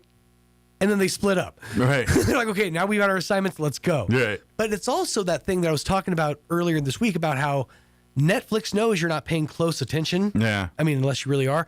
That's why they do these. The recap. Let's come together so we can explain exactly where we are and exactly what's about to happen. Yeah. And then it'll happen.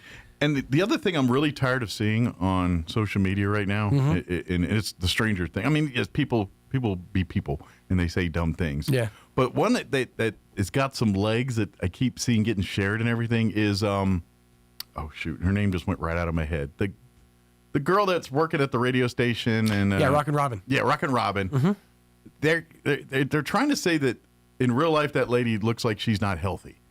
And Really? they keep showing a side-by-side of her from the first season in her little sailor suit, where she looks young, and I'm sure she was like, because she's like 28 or something in real life, so I'm guessing she was like 20 at that time, and then they keep showing from her from these current episodes, and like you realize the picture showing there, they made her up with.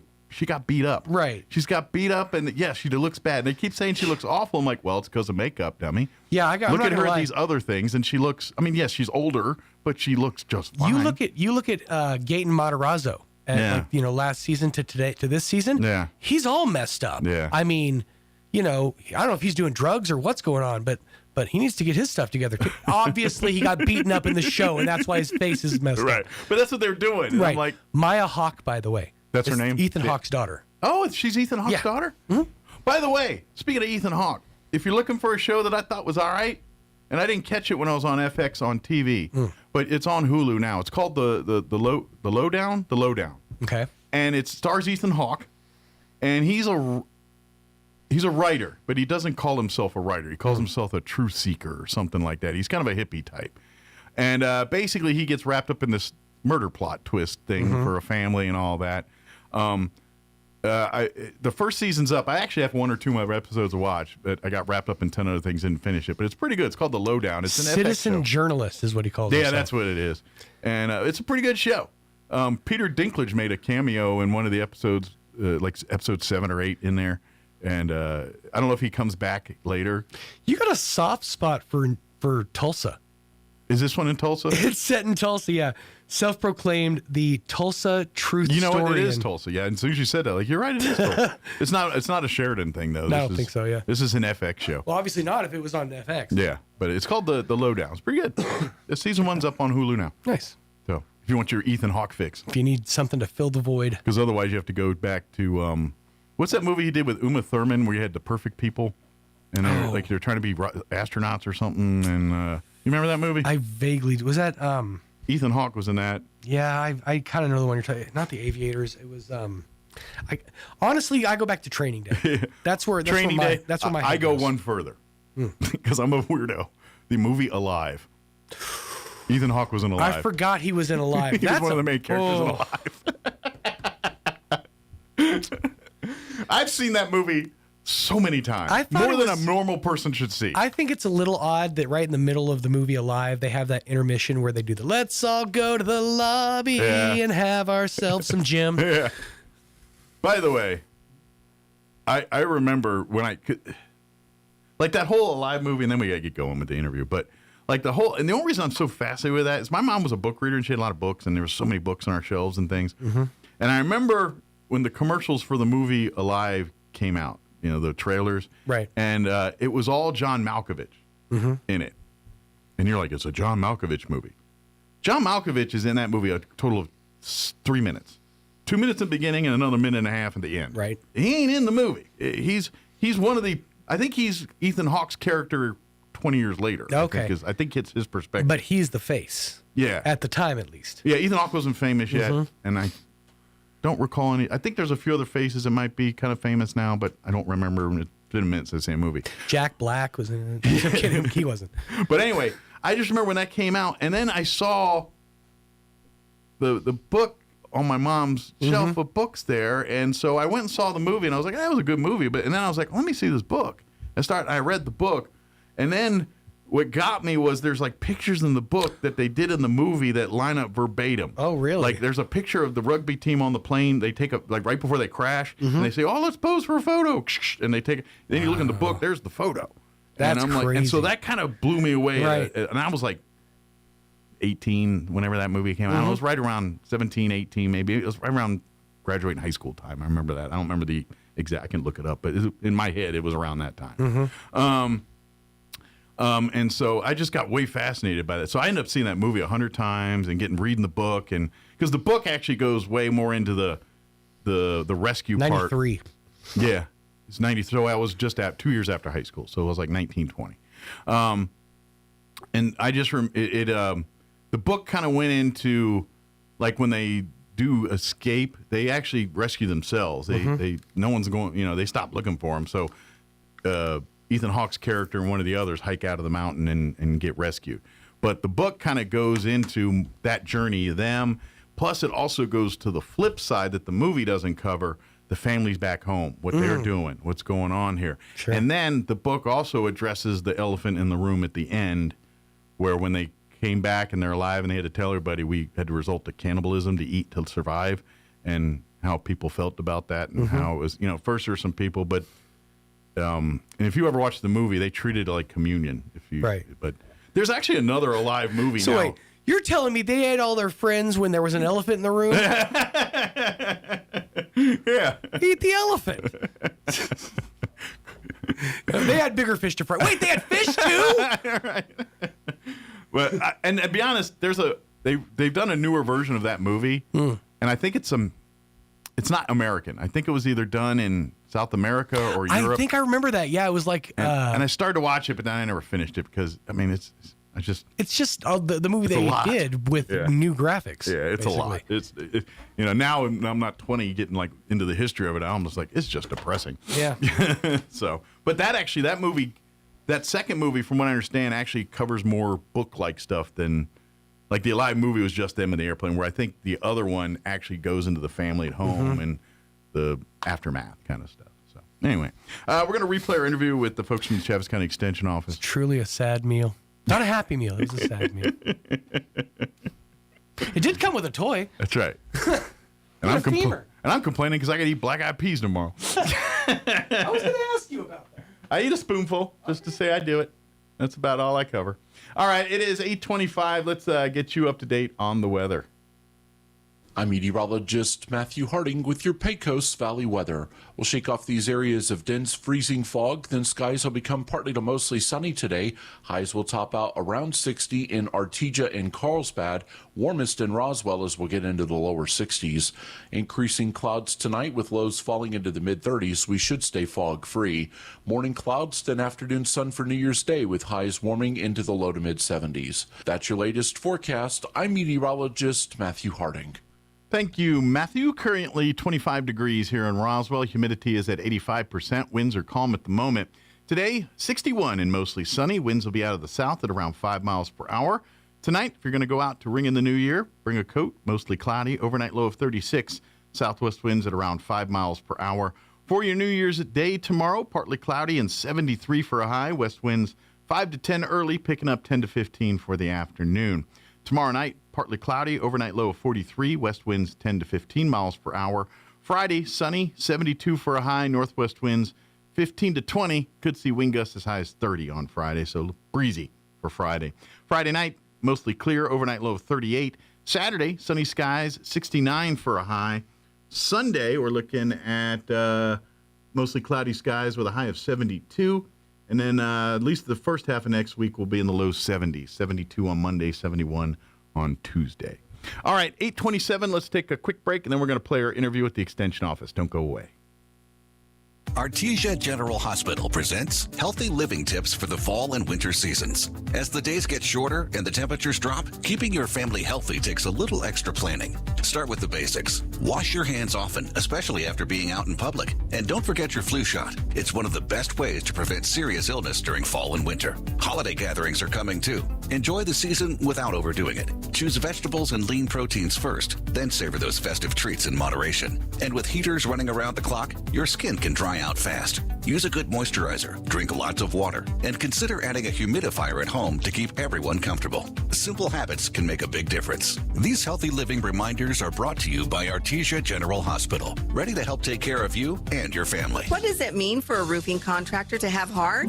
How about braving a 24-hour road trip with a bad back and a 20-foot-long trailer through Interstate 40? You heard that right. A local business needed a new roof, but this business did not want just any roof. They desired a schoolhouse roof with red shingles. Well, we wanted to give our customers exactly what they were asking for. The only problem was that the red color of shingle they were looking for had been discontinued in our local region. But we didn't give up then. We were told by our supplier that the schoolhouse red color of shingle that we were looking for was still available in Arkansas. So we did what was expected of us and drove 24 hours, and we delivered on our promise. If you need a roofer who delivers on their promises, call Trustmark Roofing today at 575-755-7663. Trustmark Roofing, we put people first. We have new dining furniture that will make you a hosting hero. This is Melanie from Glenn's Furniture. Take a break from overpriced stores. Our top-notch tables come in dining and counter heights and feature 6 to 10 chairs with styles that are sure to impress your guests. Pair your table with luxurious buffets and servers to enhance the classic dining experience. All our tables are ready for immediate delivery, so buy from Glenn's today and dine on it tonight. Come see us on the corner of Union and Alameda, where delivery is free since 1953. Here's a Mornings with Mike Winters fun fact. China has more English speakers than the United States. They have more Chinese speakers, too. Here's Mike Winters. And joining us in studio this morning from the Chavez County Extension Office, Katie Wright and Tamara Schubert back with us. Good morning, ladies. Good morning. In unison, cheery. Look at that. We try. Great. Well, good news is, after years of chit-chatting about it and talking about it, you guys have mostly moved into the new offices and everything. So we are. So our day-to-day operations are at the new location. Yeah, so if you need something, go there. 1610 Southeast Main Street. So if you're familiar with the area, we're in the same parking lot as iAssociates and Senior Olympics. Nice. But we are the very southwest building. They're still working on signage. So if you get lost, you have to call. There you go. But not our regular office number, because we will have a new one. Gotcha. But if you're near the Senior Olympics and iAssociates, you're in the ballpark. Yes. Start knocking on doors. We'll get you there. Just start knocking on. Hi, you the extension office? No, they're 2 doors down.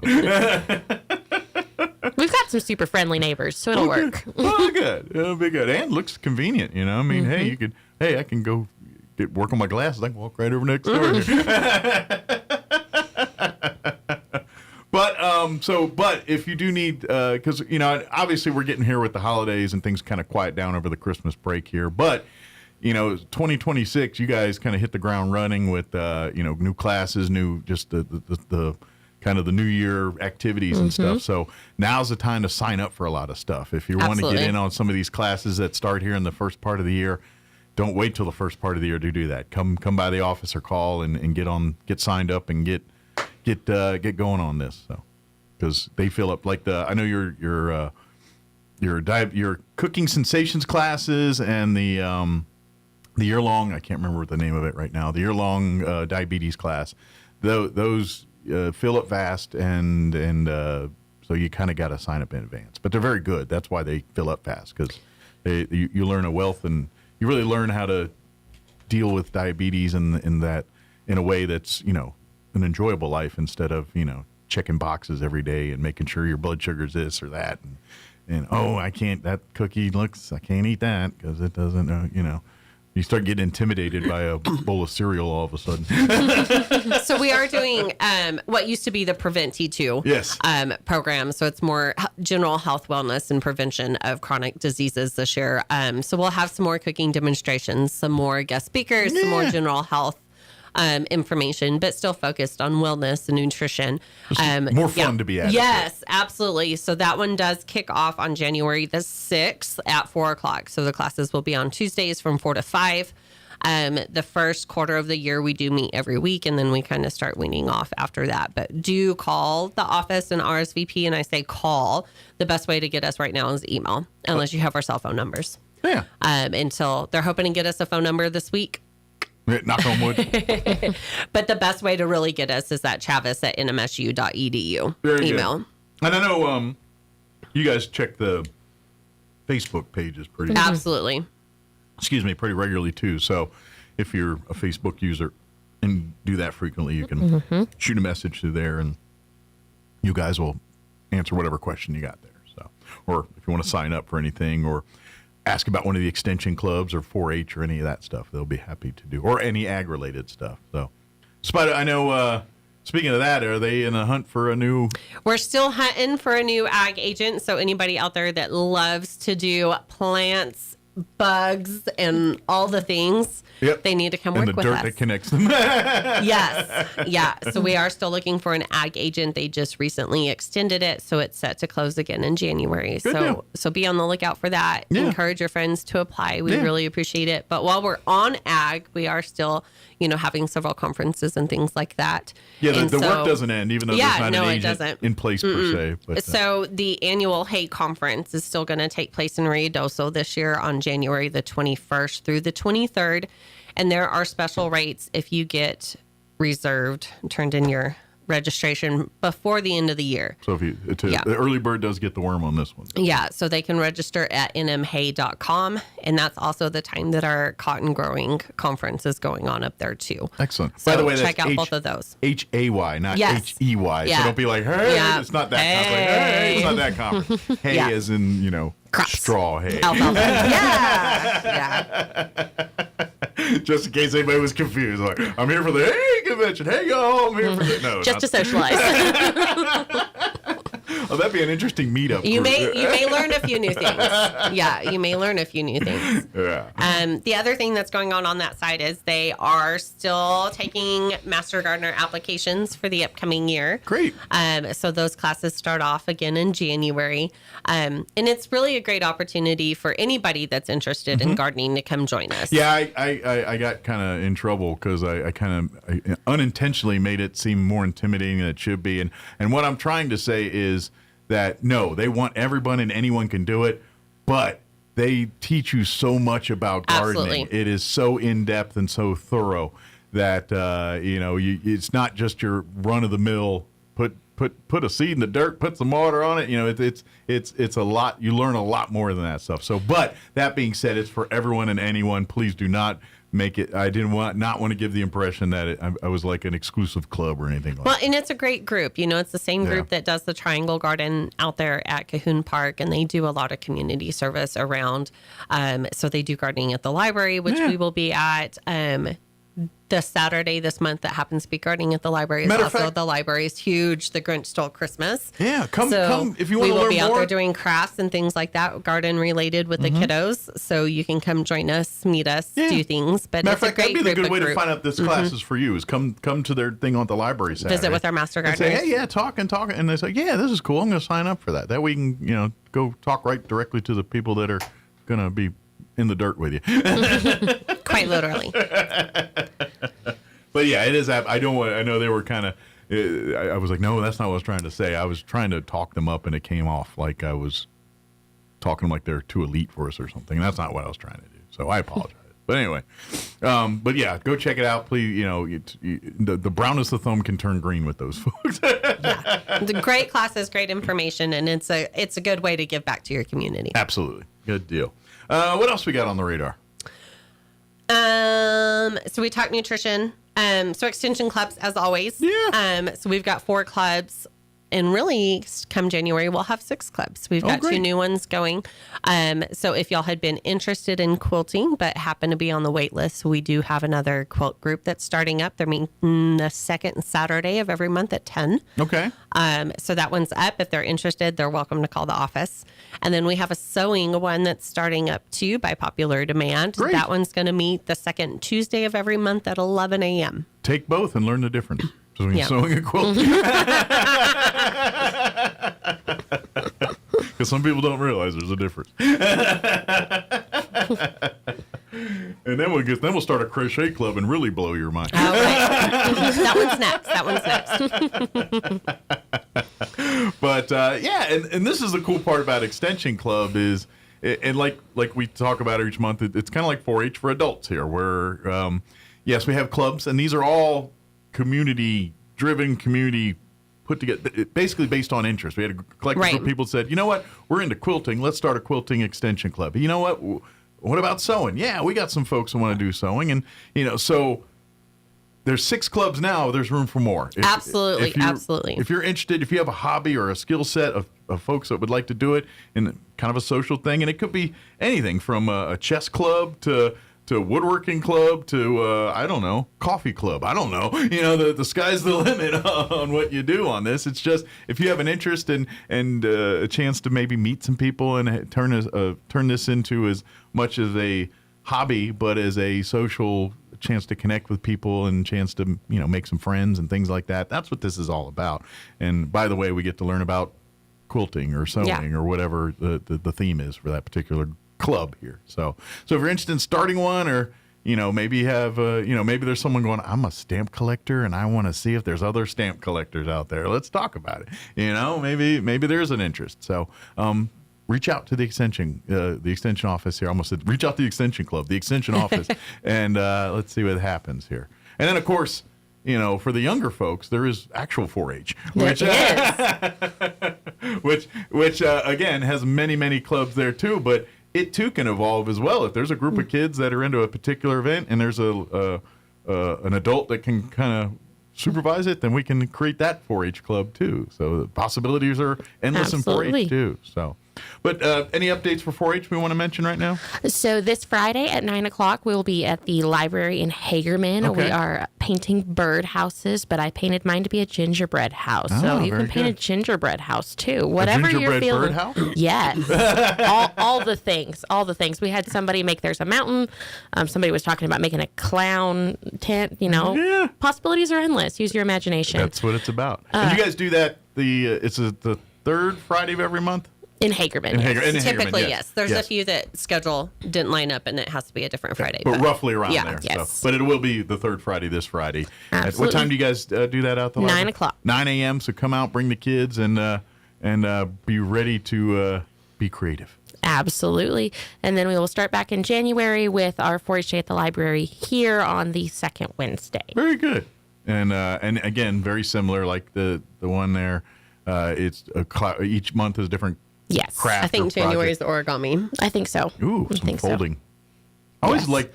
It's not near as hard as you think it is. I know. That's what it is. It's kind of like.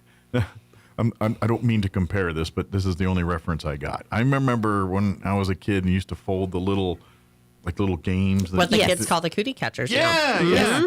I mean, to me, that's like entry-level origami. You know? Paper airplanes are entry-level origami. Yeah, exactly. And I remember, I remember as a kid, and this was probably like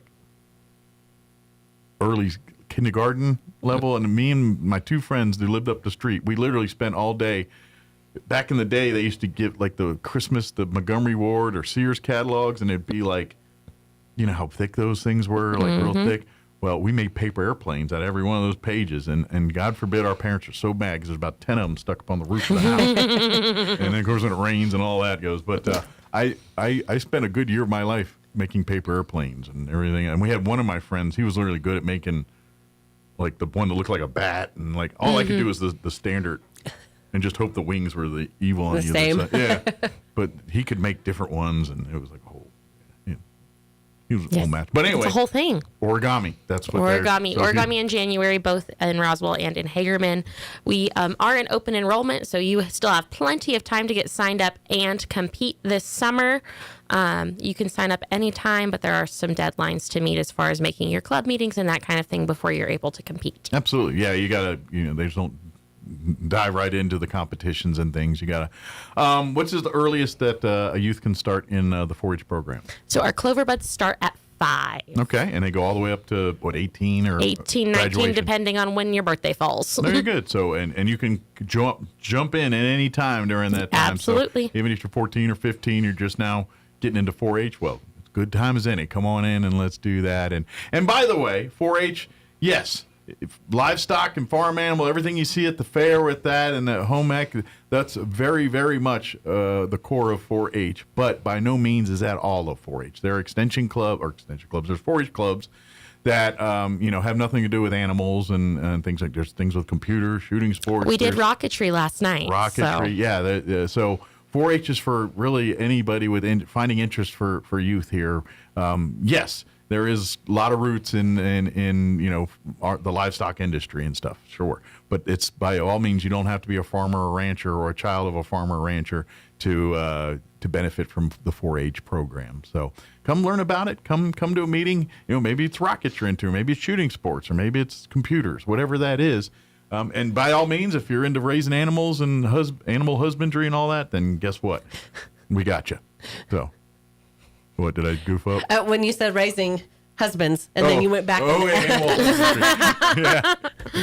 Raising husbands. That's not a bad. I mean, no comments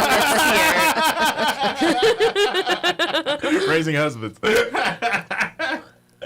Someone's like, "Well, where's that club? We need to turn it." As far as the funny. I'm thinking. I think I just started your new extension club. There you go. Right? Yeah. I don't know that we have a specialist for that. I think you got a bunch of them. You got a whole panel. It's a good thing my husband's working. They have a master's degree in that. Yes. It's family therapy. Yeah, I believe you can call me doctor on this one. But joking aside, yes, all of that is definitely part of 4-H, and so if you're interested, please, come reach out. Come learn about when the next club meeting that interests you is near you and happening. And like you said, if you really do want to show animals and stuff, now's the time. If you want to do it for this year, you still got time. Mm-hmm. Depending on how old you are and what animals you're going to be raising and all that kind. Because I imagine some you probably already had to start. Yes. You buy your animals at different times throughout the year. Yeah. So.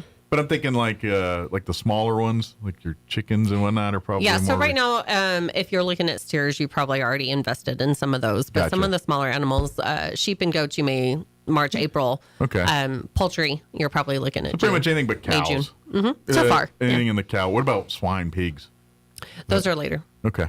I didn't know because I was like, you gotta get beef fat. is pretty well the earliest. Gotcha. Requires the more maintenance. Right. Although. Well, and it takes longer for them to get up to weight. Yeah, pigs are pigs. The reason they call them pigs. But and of course, I know we're not near fair season, but I always do like, since we're talking 4-H and stuff, when you do go out to the fairs and stuff, please, as much as we enjoy the rides and the commercial building, please equally hang out in the education building, the arts and crafts building, the livestock show ring. Those that's the true heart of the fair each year, and you get to see the coolest parts of the fair in those buildings right there. You get to see the most impressive things because you get to see these young men and women either showing animals or seeing the fruits of their labor in the arts and crafts building or education building. And I'm telling you, it's always 10 times more impressive than every time. It's like you could set your watch to it. You walk in there, the arts and crafts building, you look at these paintings like, wow, that's really great. And you look real close, some 8-year-old did it. And you're like, geez, Louise, that is impressive. And so that's the real cool part of the fair each year, whether it's the Chavez County Fair, or the Eastern New Mexico State Fair, whatever it is. That's the sweetest part of it. So don't forget that part when you come out. I know we got a minute between all that. What else? Is there anything else we wanted to make sure we covered as far as extension stuff? I think that's all on my list. All for now. Okay. Is there any of those, like we talked about the hay, but I know like with pesticides and all that, isn't it usually around the first of the year? So we just got done with our pesticide training in November. Okay. We had that one. That's our annual. Okay. So the next one that we're going to be having up kind of locally is the Southeast Ranchers Workshop. And so I'll get with those ag agents and see which county is going to host it. We're in the very beginning planning stages on that one. Some of that stuff is kind of going on too. But yeah, and of course, if you have any questions about that, like we said, best bet is to email the extension office, at least for the next several days till we get a phone number because of the transition of being in the new building. But the phone number, it's not like your cell phone. You don't get to carry that number over with you. We tried, but it didn't work. So yeah, we'll have a new phone number, like I said, hopefully within the next day or two. But the best way to get us is that chavis@nmsu.edu. Yeah. And it's Chavis with an S. But that's the best way to get us like right the now. county. That's so you know if you're around here or not around these parts. You spell it with a Z, you're not from around these parts. Yeah. And then I always because I catch it with our news people and stuff, where because most of us say Chavez around here, but occasionally it gets them out to Chavez or Chavez County. And I'm like, you're not from around these parts. I'm not from around these parts, but I've been here for like 30 years now, so I'm around these parts enough to know You count. I can pretend. I know the difference between green chili and what it is. So. Good deal.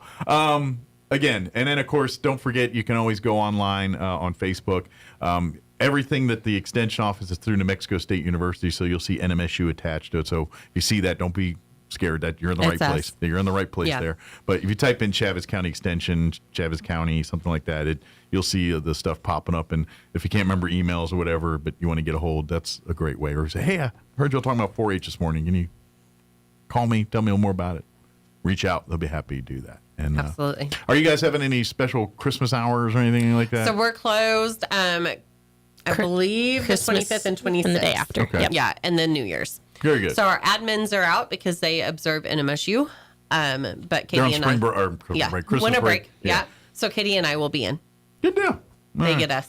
Stop in, say hi. It's usually pretty slow. So. I'm just saying, you guys are technically within MSU. I'm like, look, I ain't even on holiday break. I'm just saying, I got to rest up too. It's also the quiet time that Katie and I get some things done. I know what's going on. Have y'all seen that commercial? Usually it's on during NFL Sunday football games. Like the office has to work on Sunday, but they all are like going to turn into a party. So one brings hot dogs, and they turn into one brings Peyton Manning, weirdly enough, and then they have a big like football party at the office. That's what you guys are doing. You guys are like, you open the drawer. I wish. Well, and y'all are handy. You're like, I brought a pie. I brought a tablecloth. I got a spatula to serve this bad boy. I just feel like y'all could be doing that. Just you two. I mean, if you wanted to taste test the recipes for your next classes, I'm in. There we go. I can be quality control.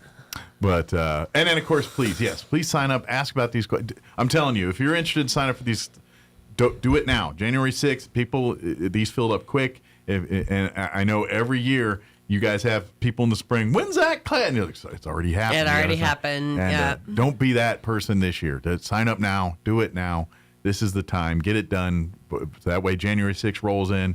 You're ready to eat and cook and learn. So notice I said eat first. I know priority. There you go. Very good. Did we get it all? Is there anything we missed? I think we're good. Excellent. Well, ladies, have a Merry Christmas, Happy Holidays, and get some downtime. I know, like I said, it will be quiet. So, and Katie mentioned something about don't want to cook. What do you do on the holidays? I mean, do you get out of cooking? Or no? Do you have to? So it's just Ethan and I. So we can still go back to our mom's houses, and they are happy to cook. Okay. And so it's great. You just go as a consumer. I bring a dessert or a side and call it a day. Nice. There you go. You do work for the extension office. It would be rude not to bring something. Right. It's like, this is your job. You at least bring something, being this guy. What about you, Tam? Are you? We usually go to Cody's parents' house. Nice. So you get to just consume too. That's an 8-hour drive for us. So we get out of taking things. Your labor of love is making the drive. But do you get there and feel obligated to muscle in the kitchen and do sometimes? Because that's kind of thing. Oh, can you stir this or can you, make the I just eggs need somebody to sit at the counter and talk to me while I cook. There you go. I can handle it if I have company. To have someone sitting there, doing the thing. Occasionally, maybe handing you a spoon or something. Right. I got you. Not too bad. What's you guys have a go-to Christmas meal? I know, like a lot of people, Thanksgiving they kind of do the turkey and all that, but for Christmas, you guys have a family tradition or Christmas? We usually do ham or prime rib. That's kind of the go-to. Cody's does prime rib. Yeah, I think a lot of people go you go with the turkey. Like, look, I'm not doing another turkey, especially since Thanksgiving was late this year. Mm-hmm. So it feels like it was just Thanksgiving last week. We still have some in the fridge. Exactly. Kind of thing. I'm pretty sure I should have thrown it away. You shouldn't. But if you still have your turkey in the refrigerator from Thanksgiving, please dispose of that properly. I don't have turkey, but I'm not going to lie. I threw away some sweet potatoes and stuffing over the weekend from Christmas. I'm not proud to say that. From Christmas? I mean, not Christmas. From Thanksgiving. From Thanksgiving. Escalated very there quickly. There was some leftover. Yeah. Well, and this is my wife's fault. She does not understand that you do not need 50 pounds of dressing for a 10-pound bird. I'm just saying she only knows how to make it. It's really good. but she only knows how to make it one size, and it's supersized. And I am guilty of that as Portion it well. and stick it in the freezer. I'm like, yeah, just whatever the recipe says, half would be more than enough. But no, we need it. No. Every year we have 30 pounds of dressing and a 10-pound bird. And like enough giblet and gravy. You know what I mean? Like there's not enough gravy to go for all that stuffing. Like you got to start inventing So more it gravy. sounds like you need to get in the kitchen and help her make more gravy. Or make less stuffing.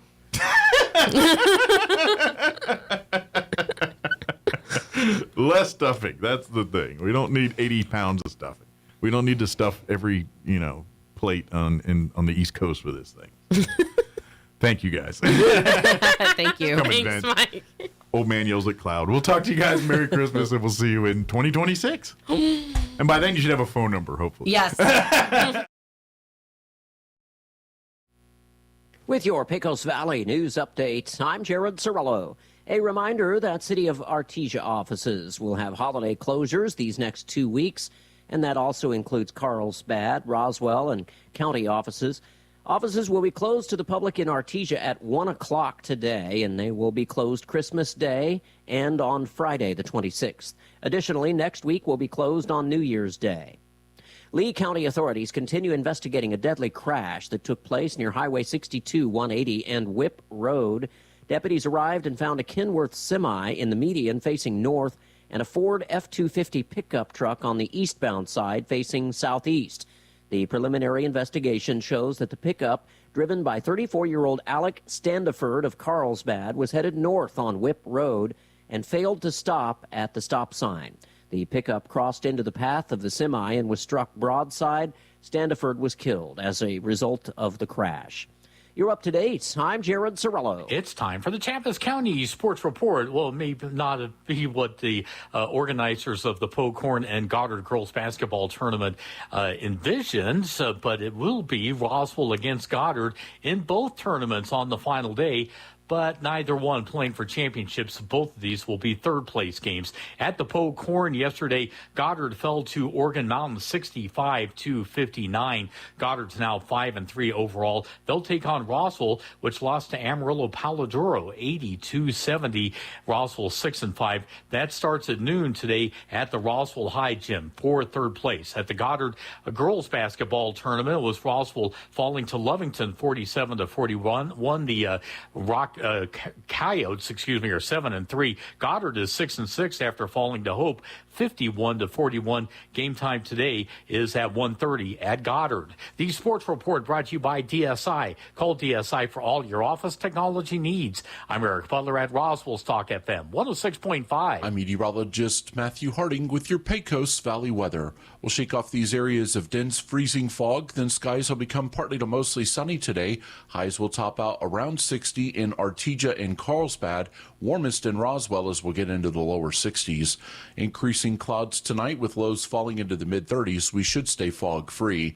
Morning clouds, then afternoon sun for New Year's Day with highs warming into the low to mid-70s. That's your latest forecast. I'm meteorologist Matthew Harding. All across America, this is the Red Apple Audio Network's Market Report, sponsored by Abacus Global Management. Good morning. Stocks open for the final trading day of this year after stock averages fell less than 0.25% on Tuesday. The Economic Times says that investment firms and optimistic consensus has taken hold that the stock market will rally again in 2026 for a fourth straight year. That would be the longest winning streak in nearly 20 years. Medicare will now start requiring Medicare enrollees in 6 states to get prior authorization from AI for 17 different procedures in New Jersey, Arizona, Ohio, Oklahoma, Texas, and Washington. This is alarming doctors and raising concerns about potential profit-driven denials. Medicare Part D drug prices are expected to come down 50%. Tax refunds on this year's taxes are expected to be possibly much larger for many. The stock market is open for a full day today, closed tomorrow for New Year's Day, and reopens for a full day on Friday. And here's a way to make New Year's financial resolutions stick. Associated Press says, don't say you're making resolutions, tell yourself you're making plans for a better future. With business, I'm Joe Connolly. This is the Red Apple Audio Network's Market Report, sponsored by Abacus Global Management. What if the future of finance wasn't built around averages, but around you? At Abacus Global Management, we're reshaping financial planning around the most personal data point, your lifespan. But it's more than just insight, it's control. As a technology-driven asset manager, we're empowering investors with an integrated system to take command of your time, your future, your financial destiny. This is a new era of investing. Take control at abacusgm.com.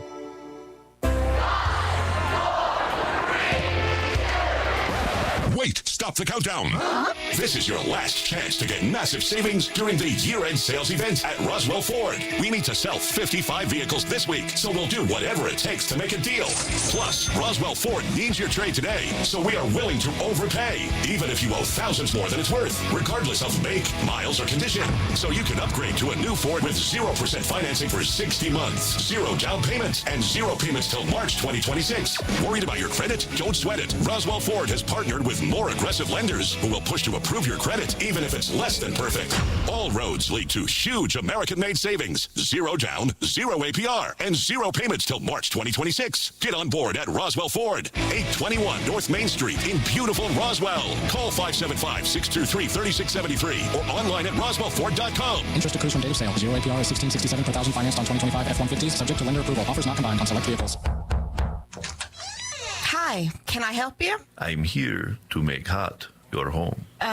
You're not Fergie's. I have right tools for job. Well, you may have the proper tools, but do you know how to use them? I learn on Croatian YouTube.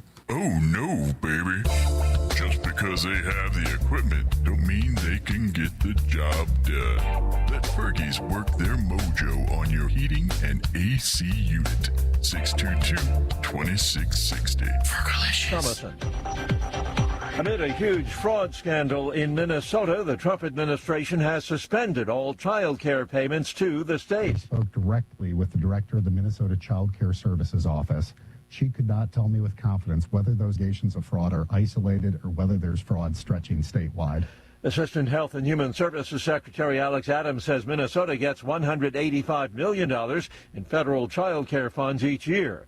HHS is demanding Minnesota Governor Tim Walz provide detailed information about federally funded child care centers in the state.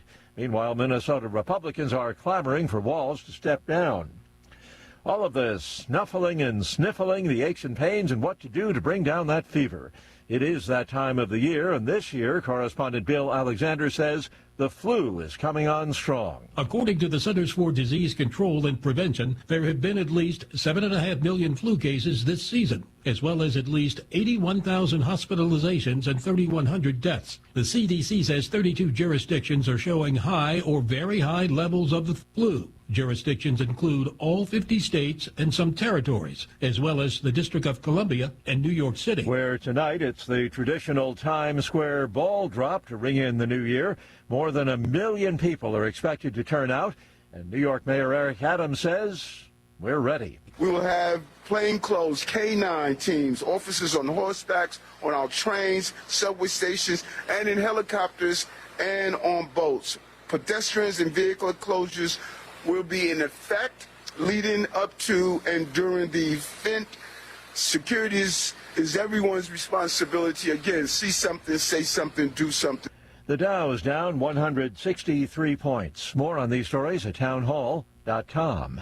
Everybody wants cheap airfare, but where do you find it? You call Low Cost Airlines. Their prices are direct from the airlines, and they're so low you can't find these fares published anywhere. They specialize in cheap flights, discount hotel rooms, cheap car rental rates, and great package deals anywhere around the world. Wherever you want to go, they can help you get there cheaply and with a best price guarantee. If you want the lowest prices on your airline tickets or other travel services, call now. That's right, call. That's the only way to get these rates. Experts are standing by 24/7 to get you the cheapest airfare and hotel rates available. So don't wait. Call right now for the lowest travel prices anywhere and for great last-minute travel deals too.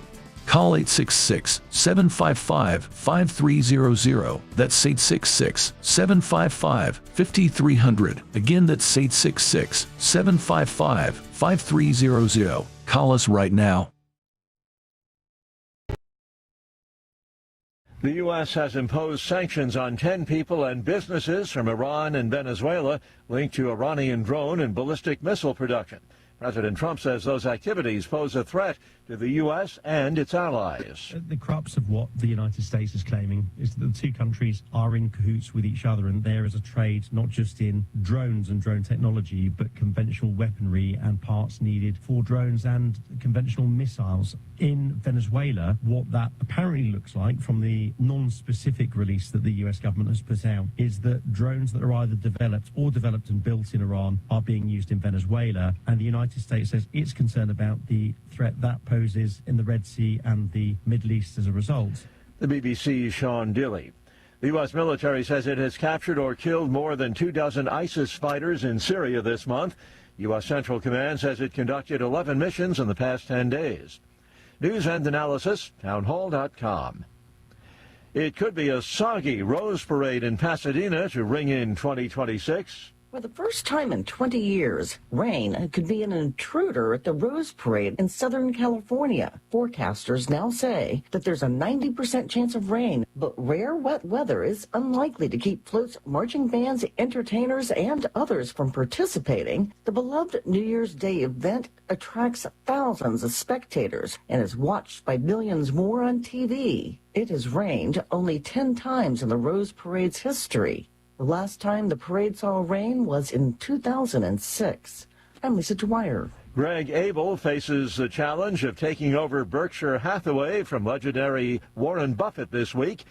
Many regard Buffett as the world's greatest investor. He grew Berkshire from a struggling New England textile mill to the massive conglomerate it is today. More on these stories at townhall.com.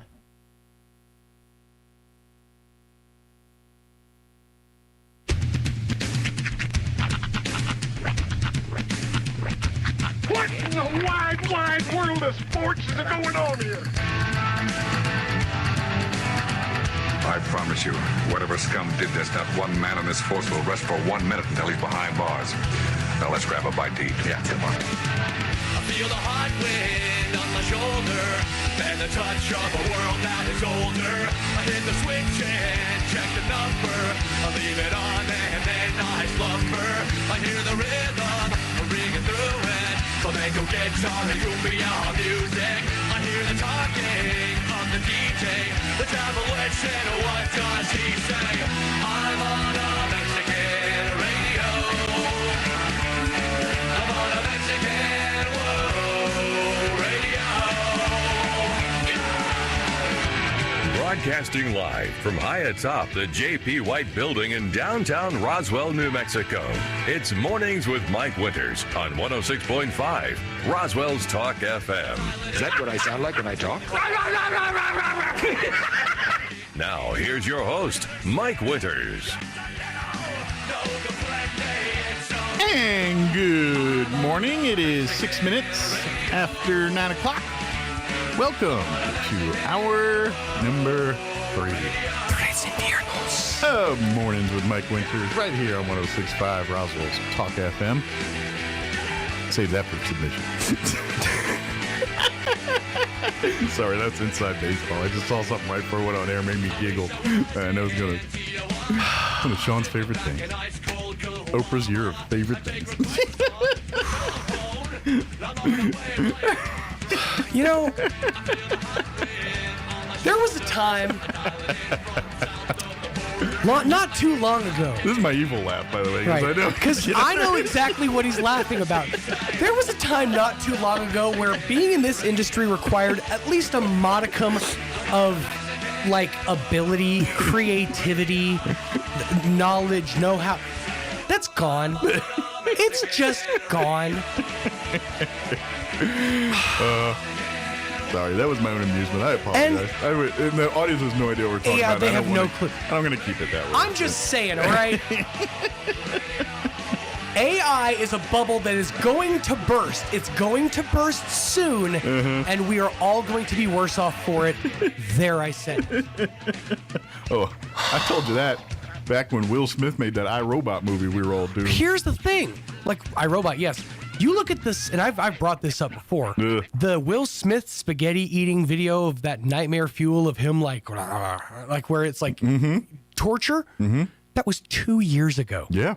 2 years. And then now they just recently did one of Will Smith eating spaghetti, and it was just Will Smith enjoying spaghetti. Like, well, keeping in line with Stranger Things, 2 years ago is when the spaghetti start. So mark that date, because whatever time in the future, that's the day it's all going to end. Exact day. November 6th. Yep. Get caught up, and then you'll get on our level, kids. I'm telling you, man, Lucas has been kind of an unsung hero this season. You know, I saw a meme that made me giggle. There's a picture of Mike from there. Right. And on the meme it says, people in the 80s didn't look like this. And then there's a dude right underneath him who with the same hair looks very much, goes, literally a picture of me in the 80s. Yeah. I will say they did a really good job of replicating not only the look, but also I mean, and I watch a lot of the, Easter egg videos, stuff that I miss. Like, I didn't even notice it until it was pointed out, but the posters that are on like the walls, like both in Camazot's and also in Holly's bedroom, are of the time. Like, there was an Alice in Wonderland poster from when that was, in theaters. The live action one that was from the 80s.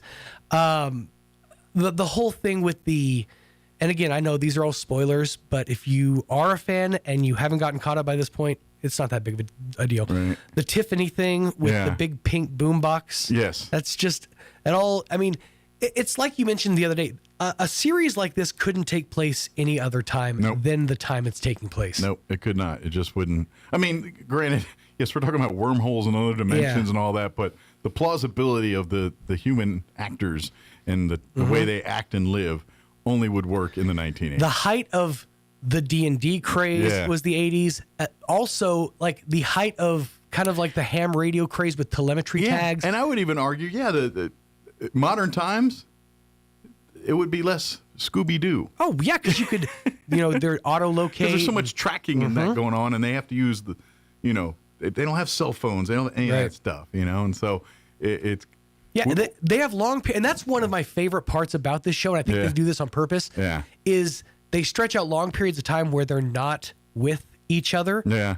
Because they can't just pick up their phones and be like, all right, what's the next plan? They have to physically come back together or find a way to communicate via radio in order to talk. So it puts that kind of extra, like, suspense of, like, they can't just, call their way out of this. That's something that I didn't think about till you just said that, and now I'm thinking about it. There's not enough payphonage in this series. Yeah, because that's how you communicate. That's true. And I don't think I've seen any payphones in this whole series. I think that it's come up a couple of times. Has it? Like, I think that at one point maybe like Max, I think, made a call from a payphone. Okay.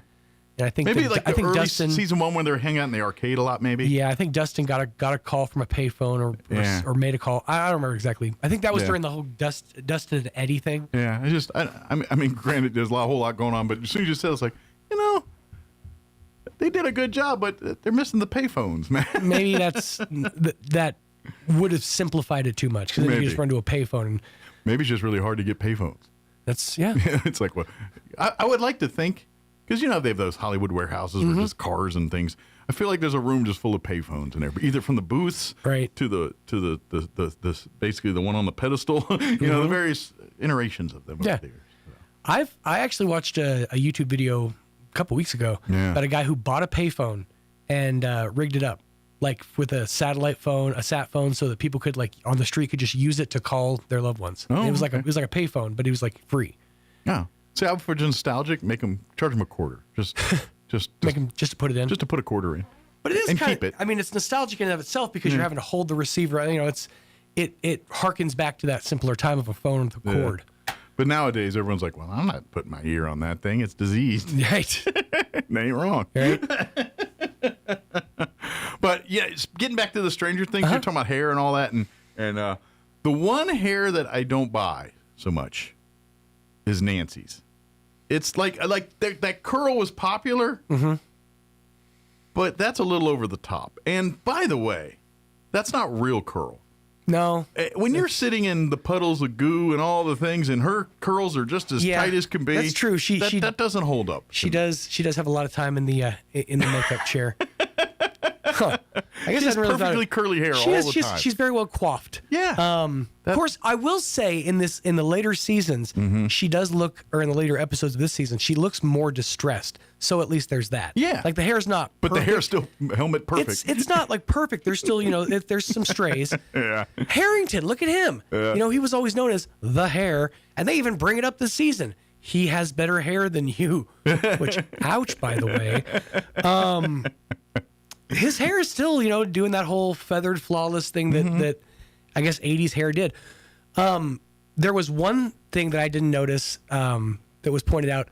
The jumpsuit that 11 wears during her later training, the red with the gray, it's exactly like, and I can't remember the name of the character, but from Goonies, one of the characters wears that exact same outfit. Oh, really? Colors and outfit, yeah. Huh.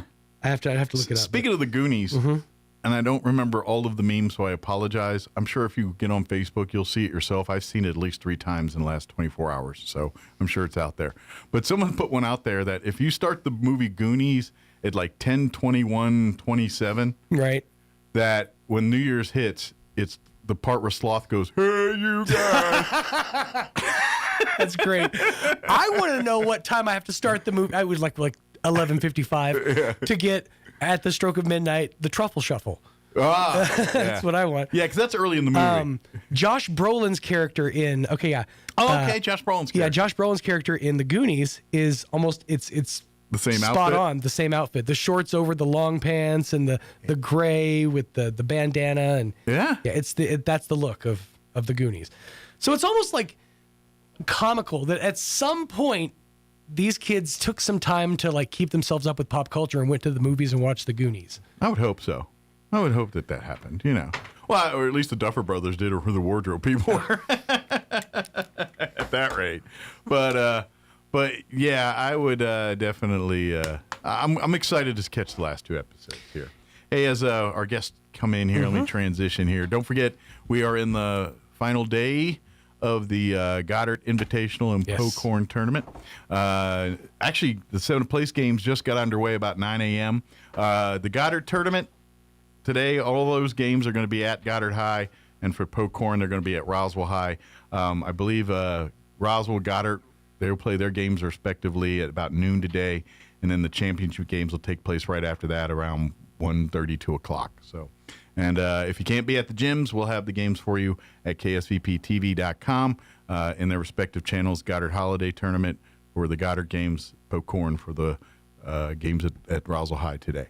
All right, I got folks from American Legion Post 61 here going to join us in just a few minutes, give us an update on what they've got going on.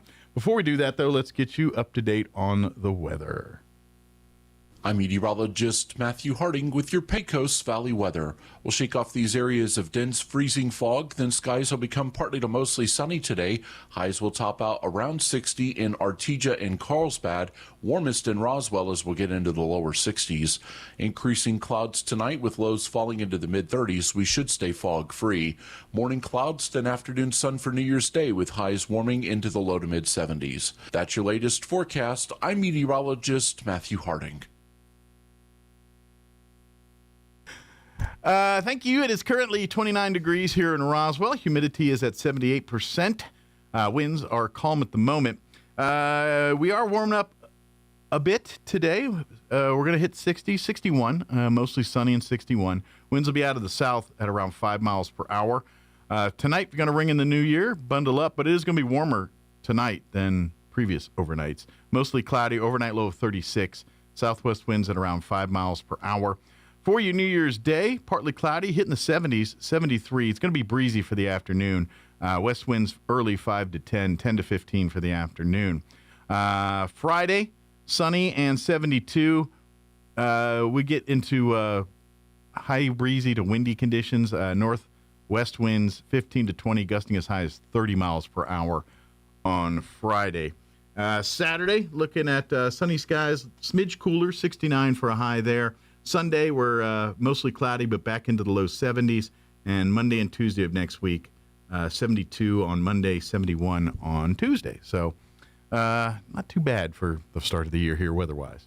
All right, it is 9:17. We're going to take a quick commercial break, and then Commander Lee will join us here with the American Legion Post 61 family. Don't go away.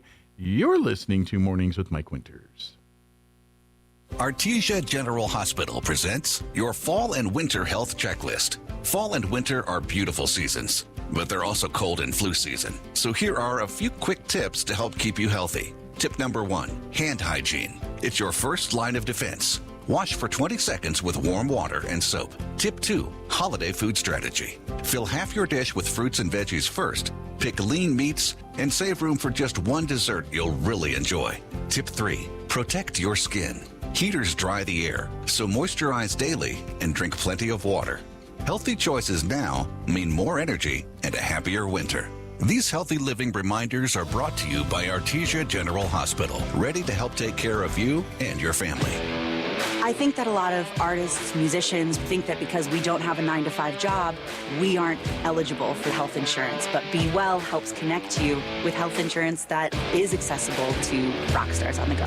As a singer, my body is my instrument, and I need to take care of my instrument.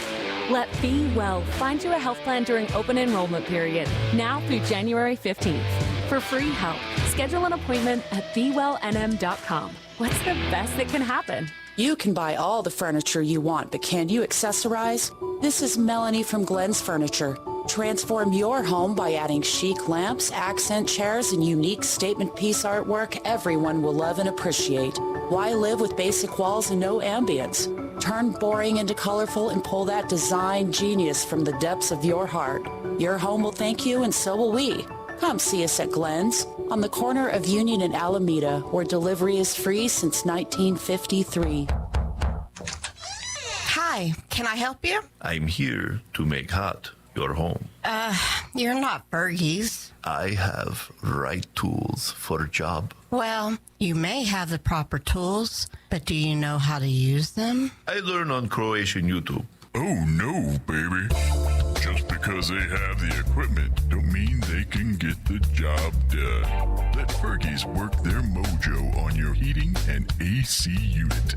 622-2660. Fergalicious. Here's a Mornings with Mike Winters fun fact. There are 293 ways to make change for $1.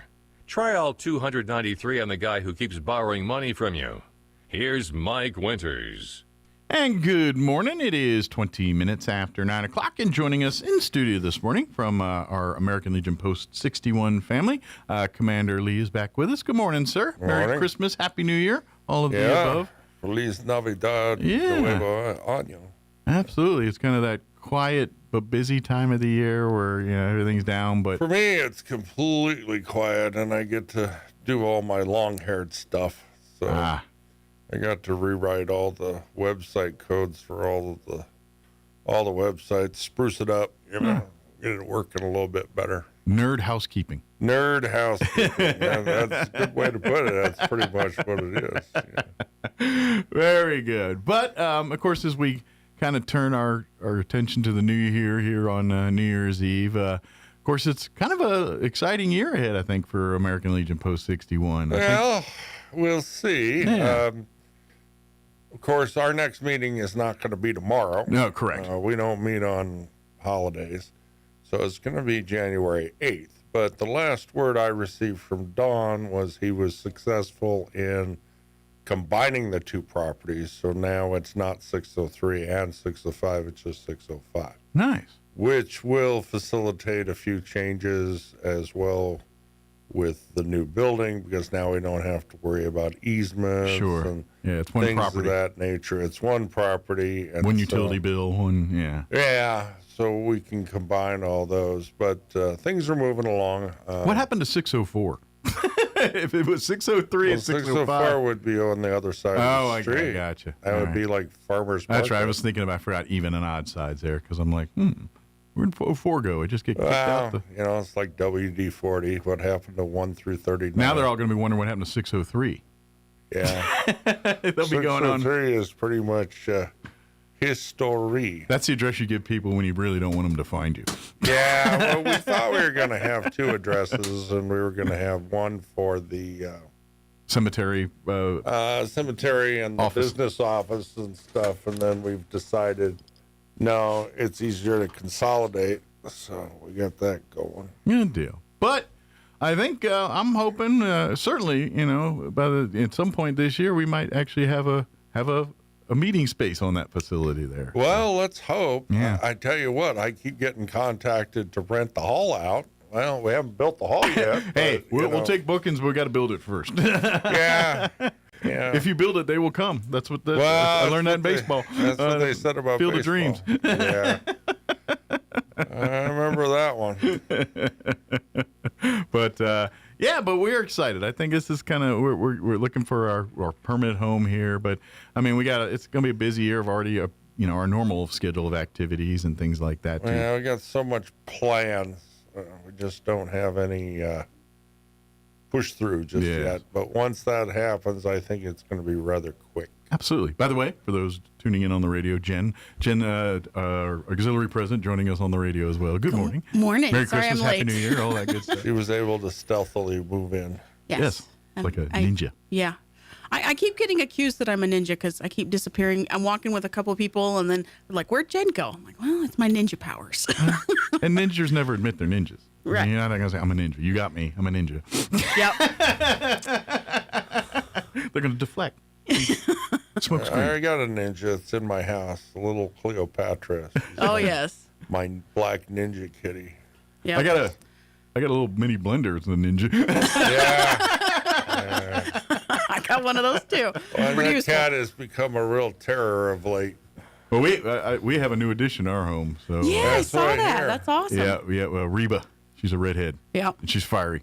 I bet. I've always wanted an orange But kitty she's cat. doing great. She's melding in and getting used to. Of course, it's been a little crazy because we took her to Albuquerque with us and all. So she's just when she's getting settled in her home, it's like, all right, let's go. We're gonna go do something else. But now she's back home and kind of getting there. I didn't realize you traveled with your cats. We normally don't, but because she's so new to the house, and we didn't want to leave her alone in the house, we didn't trust her with her own devices, so we brought her with us. That makes sense. Yeah. Makes sense. But you know what though? After a couple days later, I think we'd be probably okay. She's figured out the routine. She knows where the poop boxes are. She knows where the food is. There you go. She knows how to harass the other cat. We're fine. Yeah. A cat's life. There you go. So, like I mentioned, Legion-wise, our meeting is next week. Yeah, love to come. You want to and- come meet or come see us or come learn about us? That'd be a good time to visit. January 8th, 6 p.m. Yeah, because tomorrow Chamber we're of all Commerce. going to be. And then end of this month, we'll be up in Albuquerque for midwinter conferences. Yeah. So we'll be freezing our butts off in Albuquerque as opposed to Roswell. Yep. And then on the 6th, we have Fort Chaplain at Roswell the 6th of High School. February, yeah. 6th of February, yes, correct. Not January 6th, February 6th. February 6th. So that's And, like 1:15, I think, in the afternoon. Yeah, and we would, of course, we hope the students of the Roswell High choose to join us there, but the public is also invited to the event, so you can come. And we're going to be at the Roswell Little Theater. Yeah, which has actually got its own entrance. If you go to the main entrance of Roswell High, they're right, I guess, to your left. You'll see the entrance to the Roswell Little it's on Theater the, there. So. East side. Yeah, not Community Little Theater. That's up the street. The Roswell Little Theater, Roswell High Little Theater. Yeah, that's not confusing. Yeah. But and that'll be February 6th. We'll remind you, obviously, between now and then, but you can put on your calendars here and put on your. It's not super long, but it's definitely worth seeing. It is, and it's a great message, and it's the four chaplains and the sacrament. We've talked about it many times here. We did have a very wonderful turnout for Reach Across America. Yes, we did. I want to push that out there. And we're so glad that thanks to one particular donor, we were able to pretty much 2 years of taking care of them. Yeah. Well, we still need a few more for next year, so don't. A little short. Well, the more Reese we get, the more we can give out and broaden our footprint a little bit. Yeah, even, but we were pretty excited. We actually made goal this year. So thank you very much, Roswell. Yep. Absolutely. And plus it's just It's cool to see. It's It just is. to me to see when you go there and you see all the wreaths at the various green out there, headstones or footstones out Yep. there. It's just And not long after New Year's, we'll be going back out to pick them up. yeah. We don't leave them there. We have a brand Maybe new. if we had actually had grass, maybe we Yeah. could use it as mulch. But we're not there yet.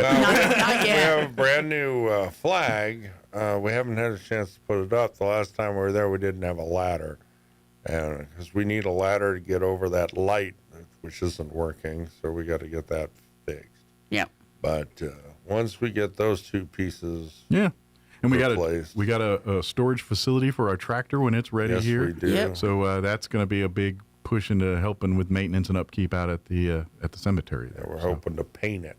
Yeah. And We're not sure what we're going to paint it, but I'm fairly sure hot pink is not on the list. No. Fairly sure. Well, certainly won't be camouflaged in I know when I was in high school, when we did our graduation painting on the water tower, we did it in 20-foot high letters in neon green, and that pretty much ended the painting of the water tower. Oh, nice. You guys ruined it for everybody else. We ruined it for everybody else. Maybe we can go like Roadrunner Wile E. Coyote style There and you paint like go. the side of a mountain and a tunnel on it. Hey, that might That'd be be fun. kind of cool. We do a 3D kind of thing. Yeah. Yeah. It's like, is it there? I don't know. Let's go through that tunnel and find out.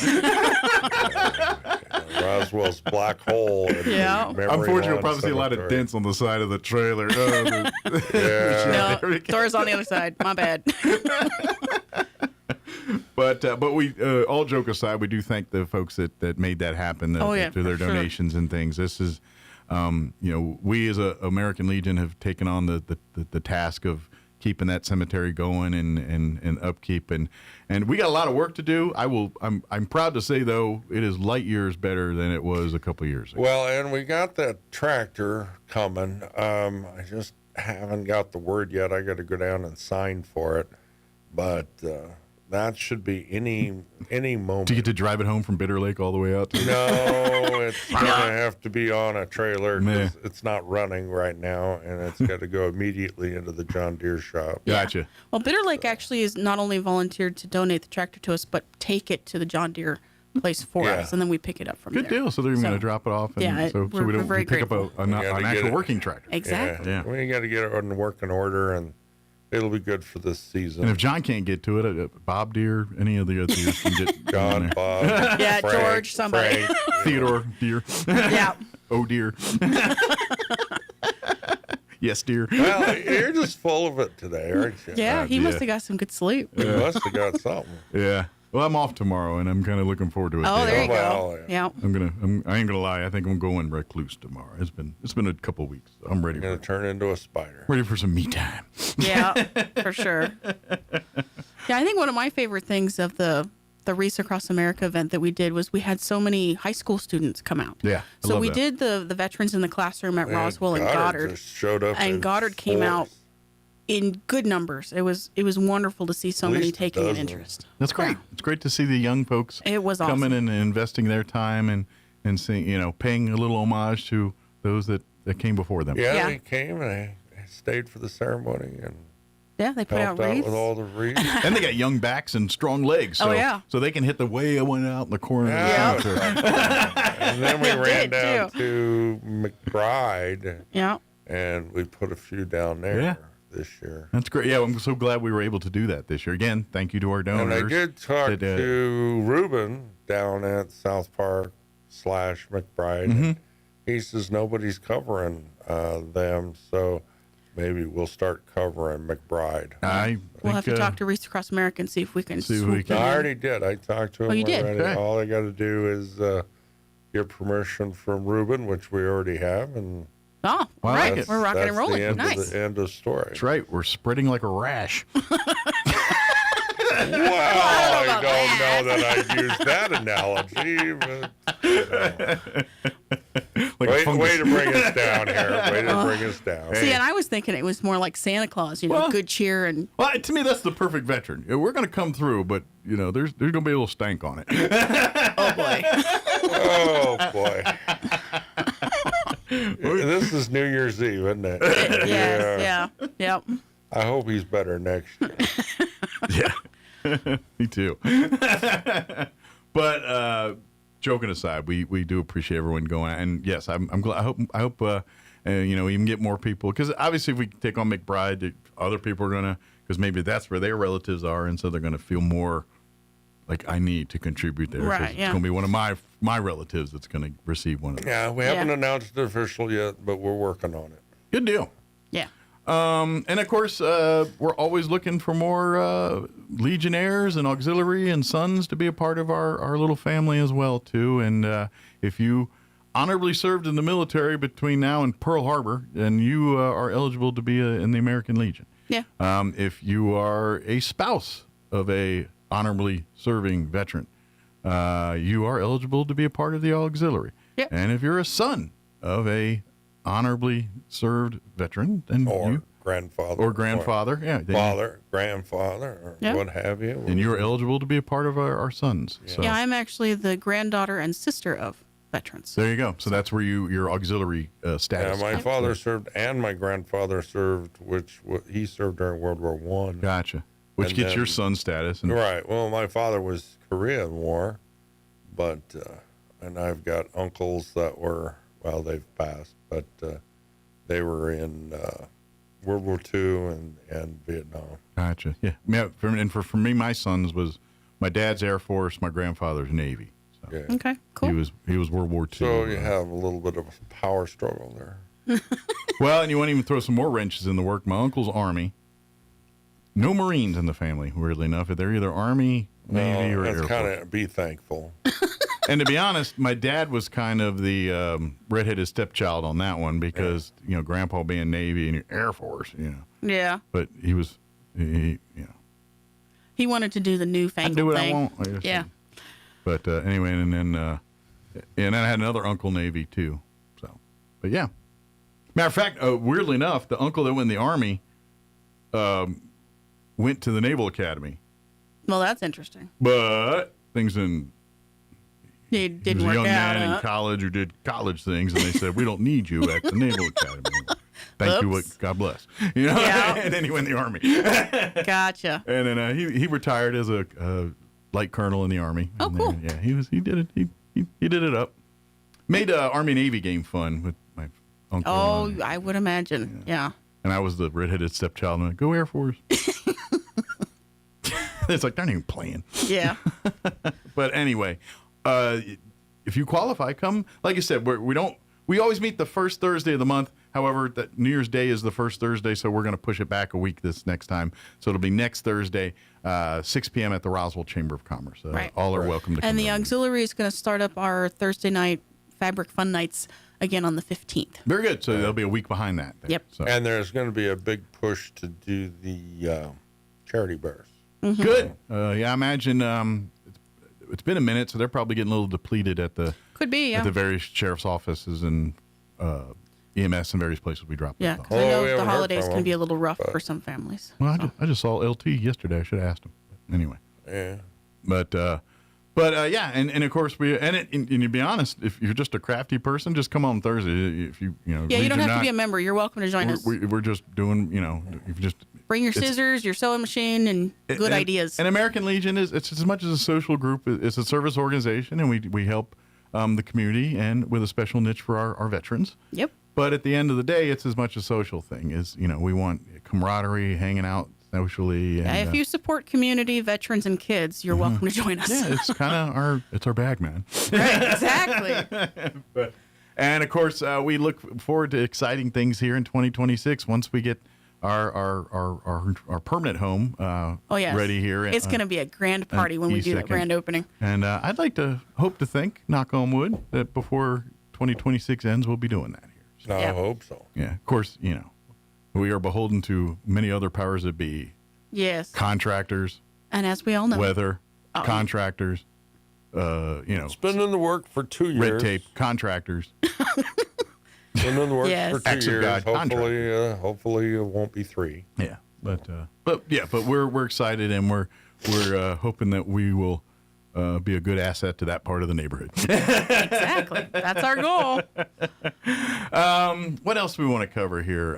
Scholarships things. It is that time. I got one applicant out of NIMI. I have not contacted him yet, but we need to find out what his long-term goals are because he didn't specify. Yeah, if you want to give us money, we need to know what you're going to do with it. Yeah. Yeah.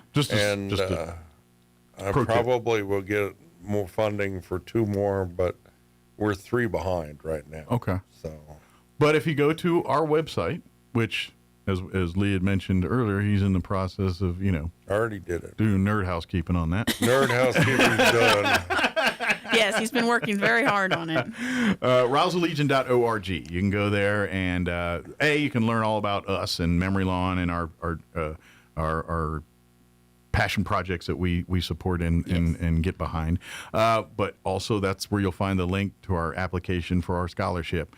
If you have a student, active duty veteran, attached to a veteran, that's going to school in a either military adjacent. Yeah, military adjacent. And if you're going pursuing a STEM related degree plan or first responder, EMS, law enforcement type, then this scholarship is for you.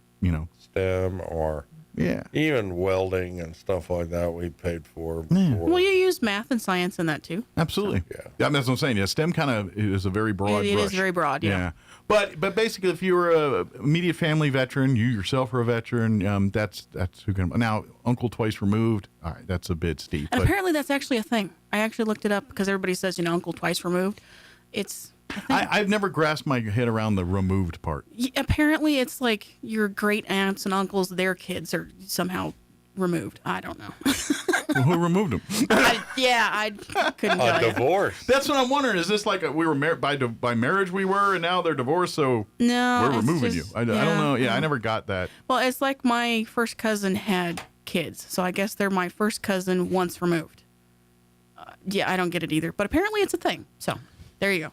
Your EFE for today. Either way, if you're removed, you don't qualify. Yeah, unfortunately that's true. But if it's your mother or father or brother or sister. I don't know how that works, because if you weren't removed and you signed up, do we kick you out?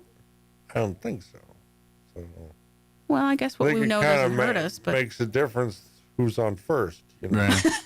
I would say go show up at the Thanksgiving, but I don't think you qualify for the scholarship. Wow. Yeah. I'm removed, but I'm still eating turkey. You know what I'm saying? Well, sign up before you become removed, and then you'll be fine. It's like, I'm a puffle. I'm a puffle. Yes. Paid up for life. No, sorry, that was inside baseball. Yeah. But please go to the website, learn about our scholarships. If you'd like to make donations, we'll gladly accept your money for various things. If you just give us a general fat check, we'll use it for where we see we need it best at particular moment. But if you want to earmark it for memory lawn or for scouting or for scholarships or whatever, we can make that happen. We donate heavily to children's things, mostly. Mm-hmm. Yeah, we donated a bunch of Casa games Kids, to Roswell Assurance Home. Refuge, Assurance Homes, that sort of thing. We also do external stuff like child welfare and things like that. Of course, we're also kind of in the 250 thing right now, so we're collecting canned goods and things like that. I haven't gotten any update from the chamber if anybody's dropped off any cans or anything. I haven't heard either, to be honest. But the Chamber of Commerce is collecting for us. So if you got 250 of anything, basically give us a call. And if they're not getting, and reach out to us or through our website, and we'll make sure somehow. Well, it doesn't have to be 250 because that's our goal. Yeah, that's the end game. You're not on the hook for all 250. That's our end unless game. you want to donate like 250 pennies or something. Yeah. Which please don't, because I don't want to count them all. Well, at least put them in the roller. Yeah, hey, that would work. There you go. Actually, the banks don't like that anymore. No? No, the first thing they do is break them open and put them in their counting machine. Well, that's their problem. They're a bank. I guess. That's money, and that's what's your job. You No, take I my money. suppose, and But I don't know if anybody's going to have 250 pennies anymore, because Bank we don't don't take make your cash. pennies anymore. Yeah, they're A lot rare of people commodity are now. hoarding them. Yeah. Yeah. I'm just going to that big corn star, just going to walk up there baller style, and that coin star at the grocery store. With all your pennies. Yeah. Bring in the wheelbarrows, boys. Sell it for scrap metal. Right. Mostly zinc. Right. Well. Yeah. But anyway, I keep getting sidetracked here. Visit RoswellLegion.org to learn more about us if you want to donate. Like I said, if you just give us money, we'll use it for wherever we need it, whether it's to help a vet need at that moment or to purchase supplies for our thing or whatever. But if you say, hey, I'd like for this to go to Memory Lawn, no worries. That's where it'll go. Where we'll go. Yeah, and we can definitely use that. Once we get our tractor working, it ain't got no gas in it. We need to get gas money, and it's going to take the maintenance upkeep. And ultimately, we've got big plans to do things out there, and big plans cost bucks. And so we're and the bigger the plan, the bigger the bucks. Huge project. Well, we'd like it to be the water project, but that's $100,000 plus. We're going to need a lot. We need a few projects to raise that kind of scratch to get to that. Columbarium is going to run probably $30,000 total. And it doesn't need water. So probably $10,000 for the concrete and $20,000 for the columbarium. But then at that point, we will be much more versatile. Mm-hmm. Well, and then in turn, that raises more money, which in turn helps with irrigation, which you see how it's all kind of a snowball effect, yeah.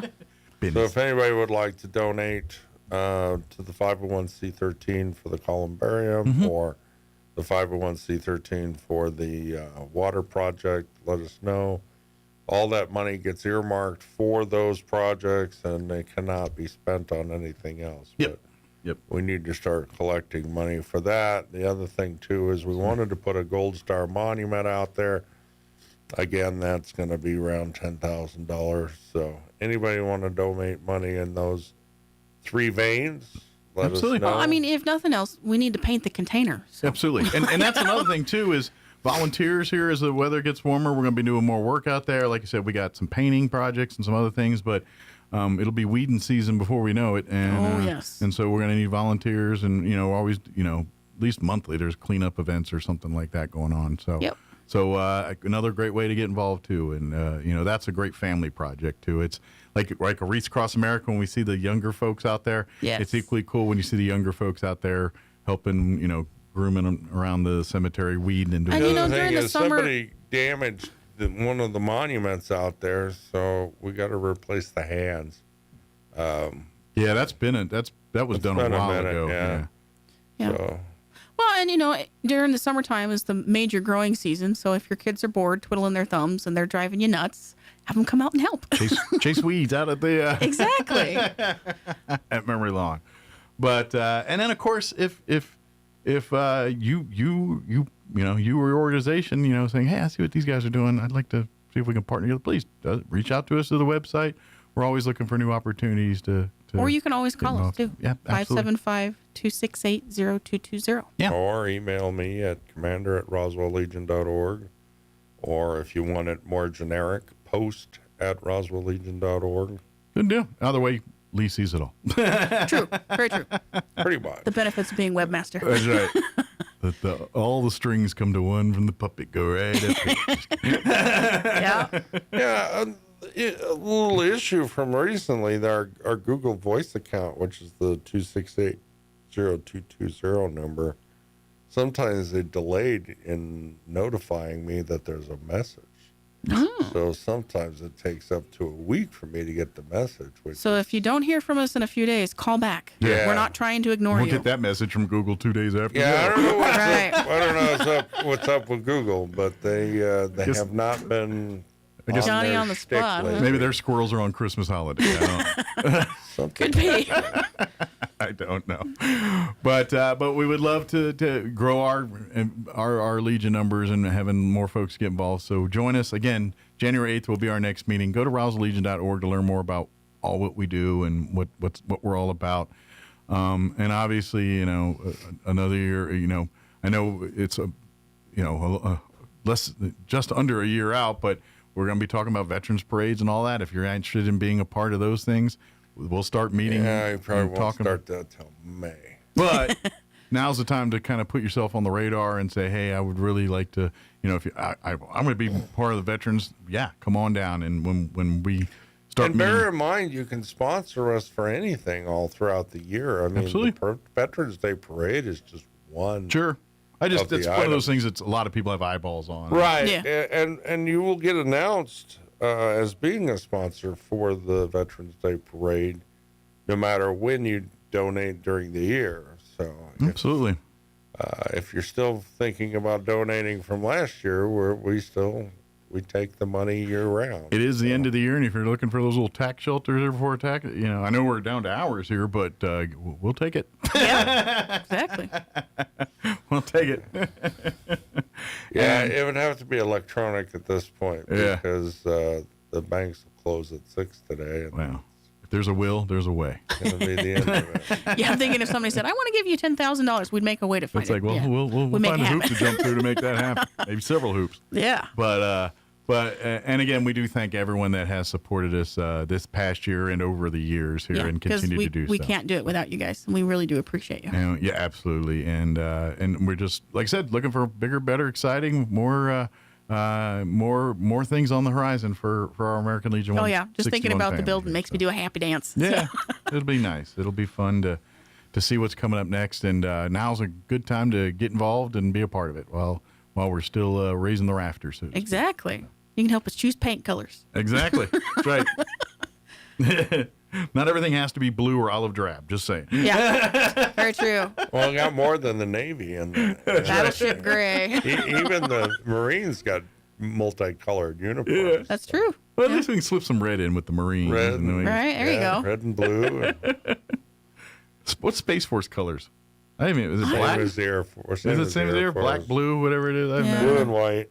Something like that. I just started thinking, I was like, I have no idea what this is. Actually, I saw something about it. It's still Department of the Air Force. Oh, so really? that's still our stepchild? I think what it is similar to the Marines, which is still part of the Department of the Navy. So I think it's the same setup. Well, we're talking technically, if the Space Force is the Air Force's kid, that would make the Army its granddad or grandma. Pretty true. much. Very true.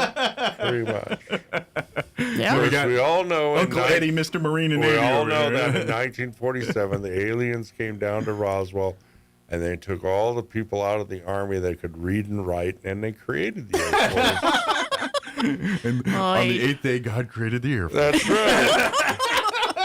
Well, it was kind of the 8.5 day, but it's not being technical.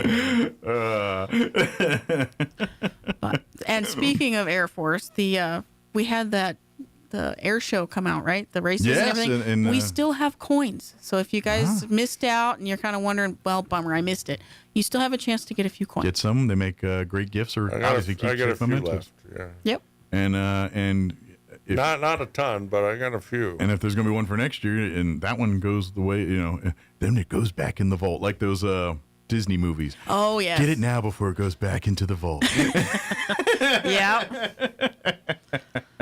Then we raised the price to $55 and call There you it go. a day. Hey, when the Blue Angels show, Thunderbirds, it's Thunderbirds this year. When they show up, you get to charge more. Hey, We get the Thunderbirds this year? Yeah, Thunderbirds are going to be one of the features of this year's air races. Cool. So. That's too bad.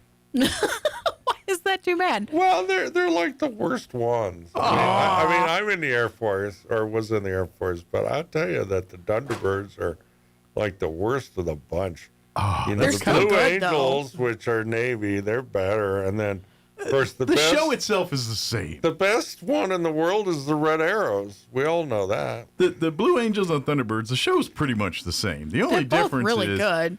One's got F-18 Blue Jets, the other's got white F-16s, and the Air Force don't have a big fat Joe or whatever they call that. Right, but the C-130 problem with the Air rockets. Force is they crash more often than anybody else. Oh, I'm not trying to play who's worse, but I've seen a few Blue Angel too. Well, there's been a couple over the years. But Well, they're not mostly- going to do that here in Roswell because it's good weather and safe flying. And then, by the way, I know the Thunderbirds.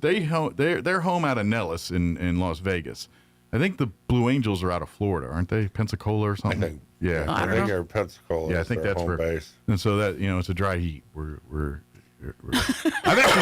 I've actually been to there. You had to work that into the conversation. I've actually been to the Thunderbird setup out there at Nellis when I was in the Air Force with the Stealths. We had to go spend 2 weeks in Nellis for basically blowing up barrels in the desert to make generals excited event.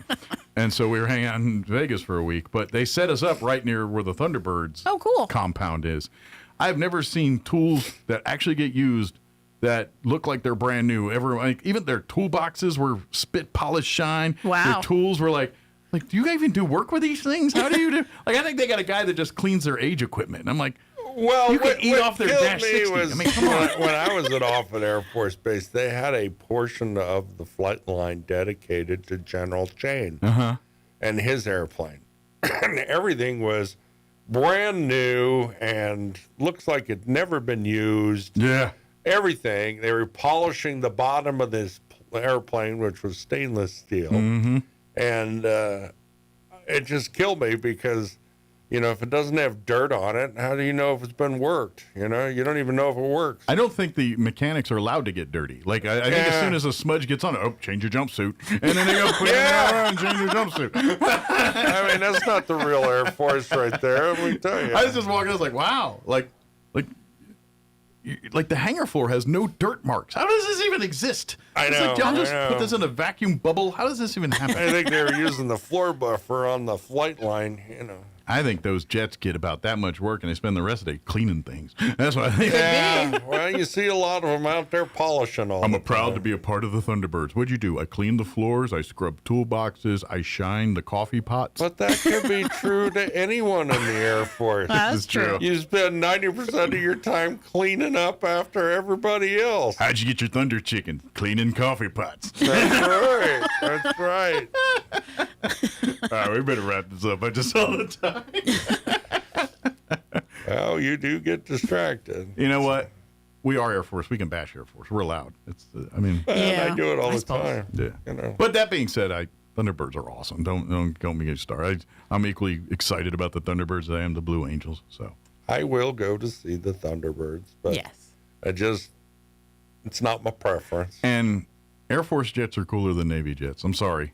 The only advantage is they can land on boats. But out of that, our planes are way cooler. Of course, in 1968, they did have somebody land a C-130 on an aircraft carrier. Oh, wow. That's impressive. I mean, but in all fairness, because of that ability to land on boats, Navy jets are way heavier. They weigh more stout, which means they're way slower than Air Force jets. Well, Is that what it is? It is. Oh, okay. I think there's some naval aviators out there that may dispute that. Oh. I give you the F-22 and y'all can sit down and bow. Thank you very much. That thing will run circles around anything the United States Navy has, including that F-35. They got a big excitement. I was going to say, what about the 35? Oh, the 22 hold my beer on that bad boy. Hold my beer. F-22. The only reason we have more of them is they're too expensive, but they are elite aircrafts. Those things are the one seat. They're whatever car in the world, Ferrari, McLaren, whatever it is, the 22 is it. That thing's just good to know. Bad ass with a capital A. That thing is awesome. I was in the Air Force. All we had to deal with was bombers and E-4s. Yeah. So there you go. Well, that'll be next time. Cool bombers. Yeah. By the way, Air Force, name a Navy bomber that's worth its salt. Thank you. All right. Ending on that note for the whole year. Happy New Year, everybody.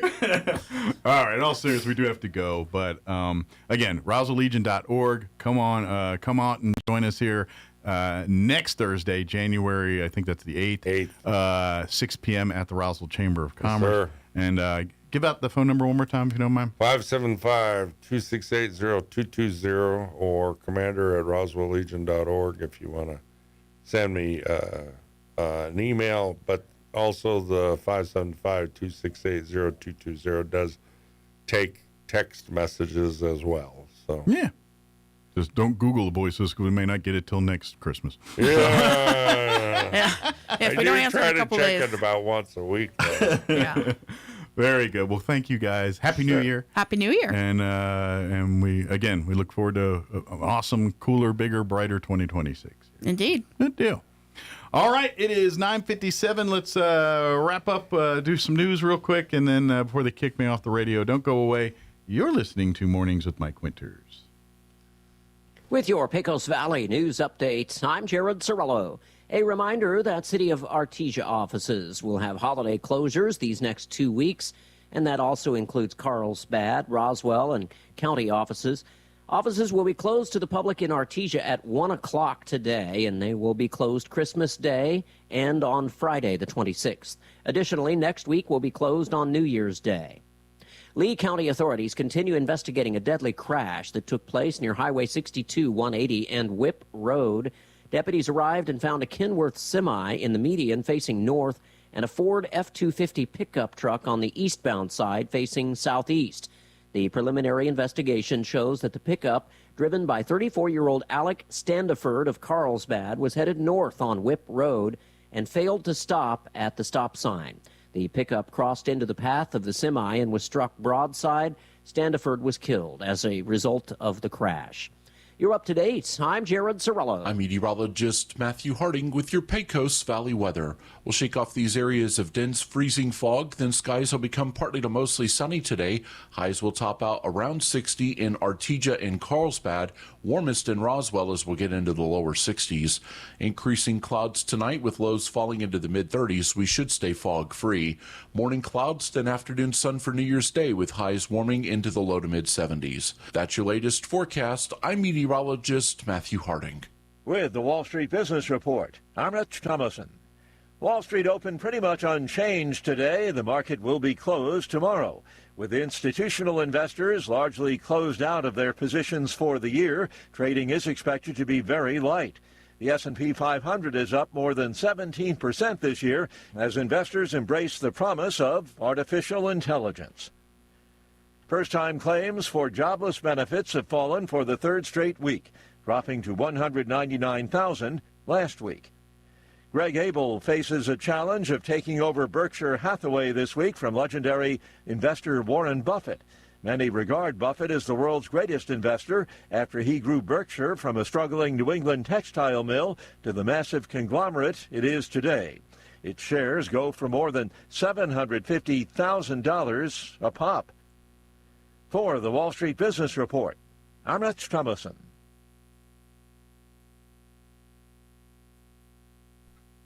I was expecting a liner. It decided not to play that. All right, that's going to do it for us. Have an amazing day. Have a happy new year. We'll have a new show for you on Monday. We're taking New Year's and Friday off.